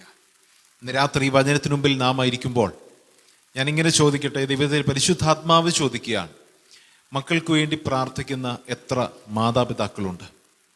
കുഞ്ഞുങ്ങളെ ഓർത്ത് കരയുന്ന എത്ര പ്രിയപ്പെട്ടവരുണ്ട്? ഭർത്താവിനെ ഓർത്ത് കരയുന്ന എത്ര ഭാര്യമാരുണ്ട്? ഭാര്യമാരെ ഓർത്ത് കരയുന്ന പ്രാർത്ഥിക്കുന്ന എത്ര ഭർത്താക്കന്മാരുണ്ട്? എത്ര മാതാപിതാക്കളുണ്ട്? ഞാനിങ്ങനെ പറയട്ടെ, അതിൻ്റെ കുറവാണ് നമ്മുടെയൊക്കെ ജീവിതത്തിൽ സംഭവിക്കുന്ന വലിയ പരാജയം. കർത്താവിൻ്റെ സന്നിധിയിലേക്ക് കടന്നു വരിക. കുടുംബബന്ധം സ്ഥാപിച്ചത് ദൈവം തന്നെയാണ്. അതിലെ പോരായ്മകളും കുറവുകളും കർത്താവിങ്കിലേക്ക് ഒരുമിച്ച് സമർപ്പിക്കുവാൻ, ഇന്ന് രാത്രി വചനം കേൾക്കുമ്പോൾ ജീവിതത്തെ കർത്താവിന് മുമ്പിൽ ഏൽപ്പിച്ചു കൊടുക്കുവാൻ, നമ്മുടെ കുറവുകളോടുകൂടെ, കഴിവില്ലായ്മകളോടുകൂടെ, നമ്മുടെ പ്രശ്നങ്ങളോടുകൂടെ, നമ്മുടെ ജീവിതത്തിൻ്റെ എല്ലാ പോസിറ്റീവും നെഗറ്റീവുമായ വിഷയങ്ങളോടെ ഇന്ന് രാത്രി കർത്താവിൻ്റെ മുമ്പിൽ നിങ്ങളെ തന്നെ ഏൽപ്പിച്ചു കൊടുക്കാൻ കഴിയുമോ? നിങ്ങളിരിക്കുന്ന സ്ഥാനത്ത് ഇന്ന് രാത്രി കർത്താവുണ്ട്. കർത്താവെ, നീ എൻ്റെ കുടുംബത്തെ അനുഗ്രഹിക്കണം. ഒരു നിമിഷം തലചാഴ്ച് കണ്ണുകളടച്ച് നമുക്ക് പ്രാർത്ഥിക്കാം. കർത്താവെ, നീ എൻ്റെ കുടുംബത്തെ അനുഗ്രഹിക്കണമേ. എൻ്റെ ഭാര്യയെ, എനിക്ക് നീ തന്ന ഭാര്യയെ, ഭർത്താവിനെ നീ അനുഗ്രഹിക്കണമേ. എൻ്റെ മാതാപിതാക്കളെ അവിടുന്ന് അനുഗ്രഹിക്കണമേ. എൻ്റെ കുഞ്ഞുങ്ങളെ നീ അനുഗ്രഹിക്കണമേ. ഞങ്ങൾ ഒരുമിച്ച് സന്തോഷത്തോടെ ഒരു ജീവിതം അവിടുന്ന് തരണമേ. ഞങ്ങളുടെ ഇടയിൽ പിശാച് പ്രവർത്തിപ്പാൻ ഇടയാകരുത്. ഞങ്ങൾ ഒരുമിച്ച് ഒരു ആത്മാവോടെ, ഏക ആത്മാവോടെ കർത്താവ് പ്രസാദിക്കുന്ന ഒരു ജീവിതം നയിപ്പാൻ ഞങ്ങളെ സഹായിക്കണമേ. കർത്താവ്, ഞങ്ങളുടെ കുറവുകളെ അവിടുന്ന് പരിഹരിക്കണമേ. ഞങ്ങളുടെ ജീവിതത്തിലേക്ക് നീ ഇറങ്ങി വരണം. ഞങ്ങൾ ആഗ്രഹിക്കുന്നതിനേക്കാൾ ഉപരിയായ ഒരു കുടുംബ ബന്ധം ഞങ്ങൾക്ക് തരണം. മാതൃകാപൂർണമായ, ദൈവം പ്രസാദിക്കുന്ന ഇന്ന് രാത്രി പ്രാർത്ഥനയോടുകൂടെ നമുക്കായിരിക്കാം. ദൈവം നമ്മെ സഹായിക്കട്ടെ. കരുണാസാഗരമേ എന്ന് തുടങ്ങുന്ന അനുഗ്രഹീതമായൊരു ഗാനം കർത്താവിൻ്റെ ദാസൻ ബ്രദർ ഉണ്ണി തോബിയാസിൻ്റെ മകൾ കെസിയ ആലപിക്കുന്നു. നാം പ്രാർത്ഥനയോടെ ദൈവസന്നിധിയിലായിരിക്കാം.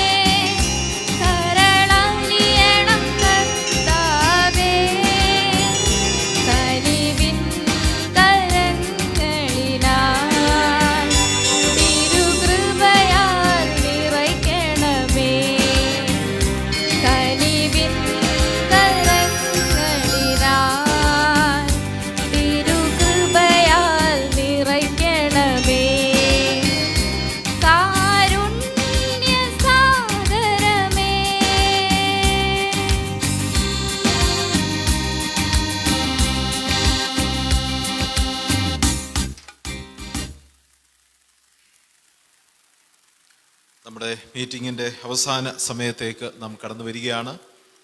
വളരെ അനുഗ്രഹീതമായ ഗാനങ്ങൾ നമുക്ക് കേൾക്കുവാനിടയായി. പ്രിയം കുഞ്ഞുങ്ങളെ ദൈവം അനുഗ്രഹിക്കട്ടെ, കർത്താവിൻ്റെ ദാസനെ ദൈവം മാനിക്കട്ടെ. വളരെ അനുഗ്രഹീതമായ ഒരു ശുശ്രൂഷ നമുക്ക് ലഭിക്കാനായിട്ടിടയായി. നാം അവൻ്റെ അവസാന സമയത്തേക്ക് കടന്നു വരികയാണ്. കാൽവറിനാഥ മിനിസ്ട്രിയെ നിങ്ങൾ തുടർന്നും ഓർത്ത് പ്രാർത്ഥിക്കുക. വോട്ട് ഓഫ് താങ്ക്സിനായിട്ട് കർത്താവിൻ്റെ ദാസൻ brother K M Kurian Thiruvananthapuram ക്ഷണിക്കുന്നു. അതിന് ശേഷം കൃതജ്ഞത അറിയിച്ചതിന് ശേഷം പ്രാർത്ഥിച്ച് ആശീർവാദം പറഞ്ഞ് ഇന്നത്തെ ശുശ്രൂഷ അവസാനിപ്പിക്കുകയാണ്. പ്രാർത്ഥനയോടുകൂടെ ദൈവനാമത്തിൽ ഈ മിനിസ്ട്രിയുടെ കോർഡിനേറ്ററായി പ്രവർത്തിക്കുന്ന കർത്താവിൻ്റെ ദാസൻ പ്രിയ കെ എം കുര്യച്ചാനെ ക്ഷണിക്കുന്നു.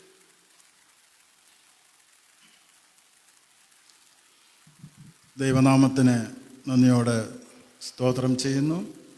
ഈ നിലയിൽ കാൽവരിനാഥ മിനിസ്ട്രിയുടെ ഒരു മീറ്റിംഗ് ഇങ്ങനെ നടത്തുവാൻ തക്കവണ്ണം ദൈവം ഇങ്ങനെ ഒരു സാവകാശം തന്നു. അതിനായിട്ട് ദൈവത്തെ നന്ദിയോടെ സ്തോത്രം ചെയ്യുന്നു. അനേക ദിവസങ്ങളായിട്ട് ആഗ്രഹിക്കുകയും പ്രാർത്ഥിക്കുകയും ചെയ്തുകൊണ്ടിരുന്ന ഒരു മീറ്റിംഗാണ് ഇന്ന് വളരെ അനുഗ്രഹമായിട്ട് നടക്കുവാൻ തക്കവണ്ണം ദൈവം ഇങ്ങനെ ഇടവരുത്തിയത്. വോട്ട് ഓഫ് താങ്ക്സ് പറയാനാണ് ഞാൻ നിൽക്കുന്നത്. ആദ്യമായിട്ട് സഹോദരൻ ജെയിംസ് വർഗീസ് സഹോദരന് ഞങ്ങളുടെ നന്ദിയും സ്നേഹത്തെയും അറിയിച്ചുകൊള്ളുന്നു. വളരെ തിരക്കിൻ്റെ ഇടയിലും ഇങ്ങനെ ഒരു സമയം ഞങ്ങൾക്ക് തന്ന് ഈ മീറ്റിംഗ് ഇത്രത്തോളം അനുഗ്രഹമായിട്ട് നടക്കുവാൻ തക്കവണ്ണം പ്രിയദാസനെ ദൈവം സഹായിച്ചു. ഈ കാൽവരിനാഥ മിനിസ്ട്രിയുടെ സ്നേഹവന്ദനം ദൈവനാമത്തിൽ ഞങ്ങൾ ഈ സമയത്ത് അറിയിക്കുകയാണ്. അതുപോലെ ഒന്ന് പറയാനുള്ളത്, കാൽവരിനാഥ മിനിസ്ട്രിയുടെ 3ാമത്തെ ലൈവ് ടെലികാസ്റ്റ് പ്രോഗ്രാമാണ് ഇന്നിവിടെ നടന്നുകൊണ്ടിരിക്കുന്നത്. കഴിഞ്ഞ 2 പ്രാവശ്യത്തെ ലൈവ് മിനിസ്ട്രിയും വളരെ അനുഗ്രഹമായിട്ട് നടന്നെന്നുള്ളത് പലരിൽ നിന്ന് കേൾക്കാൻ തൊക്കണം ദൈവം ഇടവരുത്തി. ദൈവജനം പ്രാർത്ഥിച്ചുകൊണ്ടിരിക്കുന്നു. തുടർന്നും ഈ മിനിസ്ട്രി ഓർത്ത് പ്രാർത്ഥിക്കണമെന്ന് അപേക്ഷിക്കുകയാണ്. അതുപോലെ വളരെ നല്ല ഗാനങ്ങൾ ആലപിച്ച് നമ്മളെ സന്തോഷിപ്പിക്കുകയും ദൈവനാമ മഹത്വത്തിനായിട്ട് അത് തീർക്കുകയും ചെയ്ത പ്രിയ ഉണ്ണി തോബിയാസ് സഹോദരന് ഞങ്ങളുടെ പ്രത്യേകം സ്നേഹം നന്ദി അറിയിച്ചു കൊള്ളുന്നു. അതുപോലെ സഹോദരൻ്റെ മകൾ കെസിയെ ലാസ്റ്റായിട്ട് പാടിയ മകളാണ്. ആ മകളെ ഞങ്ങൾക്ക് ഇങ്ങനെ ഒരു സാവകാശം തന്നു. അതിനായിട്ട് ദൈവത്തെ നന്ദിയോടെ സ്തോത്രം ചെയ്യുന്നു. പ്രിയ മകൾക്ക് ഞങ്ങളുടെ നന്ദി അറിയിച്ചു കൊള്ളുന്നു. അതുപോലെ സന്തോഷ് സഹോദരൻ്റെ മകളും അക്സ ഒരു പാട്ട് പാടുവാൻ തക്കവണ്ണം ദൈവം ഇടവരുത്തി. പ്രിയ മകൾക്ക് ഞങ്ങളുടെ നന്ദി അറിയിച്ചു കൊള്ളുന്നു. അതുപോലെ പ്രിയ അന്ന തിമോത്തിക്കും ഒരു പാട്ട് പാടുവാൻ തക്കവണ്ണം ദൈവം ഇടവരുത്തി. നേരത്തെ കേട്ടതുപോലെ ജെയിംസ് സഹോദരൻ്റെ പ്രിയ മകളാണ്. പ്രിയ മകൾ ഇങ്ങനെ ഒരു പാട്ട് പാടുവാൻ തക്കവണ്ണം ദൈവം ഇടവരുത്തി. അനേക പാട്ട് പാടുന്ന പ്രിയപ്പെട്ടവരിവിടെ ഉണ്ട്. ദൈവമെങ്കിൽ അടുത്ത പ്രാവശ്യം അവരെയും വിളിക്കുന്നതായിരിക്കും. ഇവർക്കെല്ലാം പ്രത്യേകിച്ച് ഞങ്ങളുടെ നന്ദി അറിയിച്ചുകൊള്ളുകയാണ്. അതുപോലെ പാട്ട് പാടുവാനുള്ള ആളുകളെ മാത്രം പോരായല്ലോ, അത് കീബോർഡ് വായിക്കുവാൻ വേണ്ടി ഞങ്ങളിങ്ങനെ ഒരാളിനെ തേടിക്കൊണ്ടിരുന്നപ്പോഴാണ് പ്രിയ ജെറി തോമസ് ജോണിനെ ഞങ്ങൾ കിട്ടിയത്. പ്രിയ മകന് ഞങ്ങളുടെ സ്നേഹത്തെ നന്ദിയും അറിയിച്ചുകൊള്ളുന്നു. മാത്രമല്ല, ഒരു മീറ്റിംഗ് അനുഗ്രഹമായിട്ട് നടക്കണമെങ്കിൽ ഇവർ മാത്രം പോരായല്ലോ, ഞങ്ങൾ ചില പ്രിയപ്പെട്ടവരെ, ഈ ബിൽഡിങ്ങിലുള്ളവരെയും മറ്റും പ്രിയപ്പെട്ടവരെ ഞങ്ങൾ ക്ഷണിച്ചു. ഓഡിയൻസായിട്ട് വന്നിരിക്കുന്ന എല്ലാ പ്രിയപ്പെട്ടവർക്കും ദൈവനാമത്തിൽ ഞങ്ങളുടെ നന്ദി അറിയിച്ചുകൊള്ളുകയാണ്. തുടർന്നും ഈ മിനിസ്ട്രിയെ ഓർത്ത് പ്രത്യേകം പ്രാർത്ഥിക്കണമെന്ന് അപേക്ഷിക്കുകയാണ്. മാത്രമല്ല, കാൽവരിനാഥ മിനിസ്ട്രി തീർച്ചയായിട്ടും ദൈവജനത്തിന് വളരെ അനുഗ്രഹമായിട്ട് നടന്നുകൊണ്ടിരിക്കുന്ന ഒരു മിനിസ്ട്രിയാണ്. ദിവസമുള്ള മെസ്സേജ് പ്രിയ സന്തോഷ് മാത്യു സഹോദരൻ എല്ലാ വാട്സപ്പ് കൂടി അതുപോലെ ഫേസ്ബുക്കിൽ കൂടിയും ഇത് അറിയിച്ചുകൊണ്ടിരിക്കുകയാണ്. നല്ല റെസ്പോൺസാണ് അതിൽ നിന്ന് കിട്ടിക്കൊണ്ടിരിക്കുന്ന പ്രിയ ദേവദാസനെയും. ഇതിൻ്റെ പുറയിൽ വളരെ അധ്വാനിക്കുന്ന ദേവദാസനാണ്. രാവപ്പകലില്ലാതെ എപ്പോഴും ദൈവത്തിൻ്റെ വേല ചെയ്യണമെന്നുള്ള ഒരു ആഗ്രഹമുള്ള ഒരു സഹോദരനാണ്. പ്രിയ സഹോദരൻ കുടുംബമായിട്ട് ഇവിടെ കടന്നു വന്നിട്ടുണ്ട്. പ്രിയ സഹോദരനോടും ഞങ്ങളുടെ എൻ്റെ ഈ കാൽവരിനാഥ മിനിസ്ട്രിയുടെ നന്ദി അറിയിച്ചുകൊള്ളുകയാണ്. ഏറെ എന്തെങ്കിലും വിട്ടുപോയിട്ടുണ്ടെങ്കിൽ ദയവായി ക്ഷമിക്കണമെന്ന് അപേക്ഷിക്കുകയാണ്. തുടർന്ന് നല്ല പാട്ടുകൾ എഴുതാൻ തക്കണം നിങ്ങളുടെ വിലയേറിയ പ്രാർത്ഥനയിൽ എന്നെയും ഓർക്കണമെന്ന് അപേക്ഷിക്കുകയാണ്. അതുപോലെ ജോൺ കോശി അങ്കിളും ഇവിടെ ഇന്ന് കടന്നു വന്ന് പ്രാർത്ഥനയിൽ നടത്തുവാൻ തക്കണം പ്രിയദാസനെയും ദൈവം എടുത്ത് ഉപയോഗിച്ചു. ആ കാൽവരിനാഥ മിനിസ്ട്രിയുടെ നന്ദിയും പ്രിയ ജോൺ കോശി അങ്കിളിനെ അറിയിക്കുകയാണ്. മറ്റും ഇതിൻ്റെ പുറകിൽ പ്രവർത്തിച്ച് അനേക പ്രിയപ്പെട്ടവരുണ്ട്, പേര് പറയാൻ ആഗ്രഹിക്കുന്നില്ല. തുടർന്ന് ഈ മിനിസ്ട്രി ഓർത്ത് നിങ്ങൾ പ്രാർത്ഥിക്കണമെന്ന് അപേക്ഷിക്കുകയാണ്. നമുക്ക് പ്രാർത്ഥിച്ച് ഈ മീറ്റിംഗ് നമുക്ക് അവസാനിപ്പിക്കാം. ദൈവമേ, ഞങ്ങളുടെ സ്വർഗീയ പിതാവേ, ഈ നല്ല നേരത്തിനായിട്ട് നന്ദിയോടെ സ്തോത്രം ചെയ്യുന്നു. അനേക ദിവസങ്ങളായിട്ട് ആഗ്രഹിക്കുകയും പ്രാർത്ഥിക്കുകയും ചെയ്തുകൊണ്ടിരുന്നത് പോലെ ഈ മീറ്റിംഗ് ഏറ്റവും അനുഗ്രഹമായിട്ട് നടക്കുവാൻ തക്കവണ്ണം ദൈവം ഇടവരുത്തിയതിനായിട്ട് നന്ദിയോടെ സ്തോത്രം ചെയ്യുന്നു. സാഹചര്യങ്ങൾ കർത്താവെ ഞങ്ങൾക്ക് അനുകൂലമാക്കി തന്നതിനായിട്ട് നന്ദിയോടെ സ്തോത്രം ചെയ്യുന്നു. പ്രത്യേകിച്ച് കർത്താവെ ലൈറ്റും മൈക്കും നെറ്റും എല്ലാം കർത്താവെ യാതൊരു വിധത്തിലും ഒരു കുഴപ്പമുണ്ടാകാതെ കർത്താവ് അതെല്ലാം പ്രവർത്തിക്കുവാൻ തക്കണം ദൈവം ഇടവരുത്തിനായിട്ട് നന്ദിയോടെ സ്തോത്രം ചെയ്യുന്നു. ഇത്രയും പേർക്ക് കർത്താവ് ഇന്നിവിടെ കടന്നു വരുവാനും ദൈവത്തിൻ്റെ വചനം അങ്ങയുടെ പ്രിയ വിലയേറിയ ദാസിൽ നിന്ന് കേൾക്കുവാനും തൊക്കണം ഇടവരുത്തിനായിട്ട് നന്ദിയോടെ സ്തോത്രം ചെയ്യുന്നു. കുടുംബജീവിതങ്ങൾ തകർന്നുകൊണ്ടിരിക്കുന്ന ഈ കാലഘട്ടത്തിൽ കർത്താവെ അതനുസരിച്ചുള്ള നല്ലൊരു മെസ്സേജ് തരുവാൻ തക്കണം പ്രിയ ദേവദാസനെ എടുത്ത് ഉപയോഗിച്ചതിനായിട്ട് നന്ദിയോടെ സ്തോത്രം ചെയ്യുന്നു. കർത്താവിൻ്റെ ദാസനെ പല വിധത്തിൽ കൂടി കർത്താവെ അനേക കാര്യങ്ങൾ കൂടി എടുത്ത് ഉപയോഗിച്ചു കൊണ്ടിരിക്കുന്നതിനായിട്ട് നന്ദിയോടെ സ്തോത്രം ചെയ്യുന്നു. കുടുംബമായിട്ട് തന്നെ ഓർത്ത് നന്ദിയോടെ സ്തോത്രം ചെയ്യുന്നു. അനുഗ്രഹിക്കുകയും സഹായിക്കുകയും ചെയ്യണമെന്ന് പ്രാർത്ഥിക്കുന്നു. പാട്ടുകൾ ആലപിച്ച കർത്താവെ പ്രിയ സഹോദരൻ വ്യാസനെയും അതുപോലെ മകളെയും അങ്ങനെ മറ്റു പ്രിയപ്പെട്ടവരെയും എല്ലാവരെയും സമയത്ത് ഓർത്ത് നന്ദിയോടെ സ്തോത്രം ചെയ്യാണ്. യുവതലമുറകളെ കർത്താവെ ദൈവത്തിന് വേണ്ടി എടുത്ത് നീ ഉപയോഗിക്കുന്നു, അതിനായിട്ട് നന്ദിയോടെ സ്തോത്രം ചെയ്യുന്നു. കീബോർഡ് ചെയ്ത പ്രിയ മകനെ ഓർത്ത് പ്രാർത്ഥിക്കുന്നു. പ്രത്യേകം സഹായിക്കണം, ആവശ്യങ്ങളിൽ മതിയാനായിരിക്കുകയും ചെയ്യണമെന്ന് പ്രാർത്ഥിക്കുന്നു. കർത്താവെ കാൽവരിനാഥ മിനിസ്ട്രിയിൽ സംബന്ധിക്കുവാൻ തക്കണം അനേക പ്രിയപ്പെട്ടവരെ ഇന്ന് ഇവിടെ കൂട്ടിവരുത്തി, അതിനായിട്ട് നന്ദിയോടെ സ്തോത്രം. ഈ സഭകളിന് ചുറ്റിലും ദൈവത്തിൻ്റെ കാവലും പരിപാലനവും ആക്കി വെച്ചതിനായിട്ട് നന്ദിയോടെ സ്തോത്രം ചെയ്യുന്നു. ഇതിൻ്റെ പുറയിൽ അധ്വാനിച്ച എല്ലാ പ്രിയപ്പെട്ടവരെയും അനുഗ്രഹിക്കുകയും സഹായിക്കുകയും ചെയ്യണമെന്ന് പ്രാർത്ഥിക്കുന്നു. നിങ്ങളുടെ പ്രാർത്ഥന കേട്ടിരിക്കാൻ നന്ദിയോടെ സ്തോത്രം.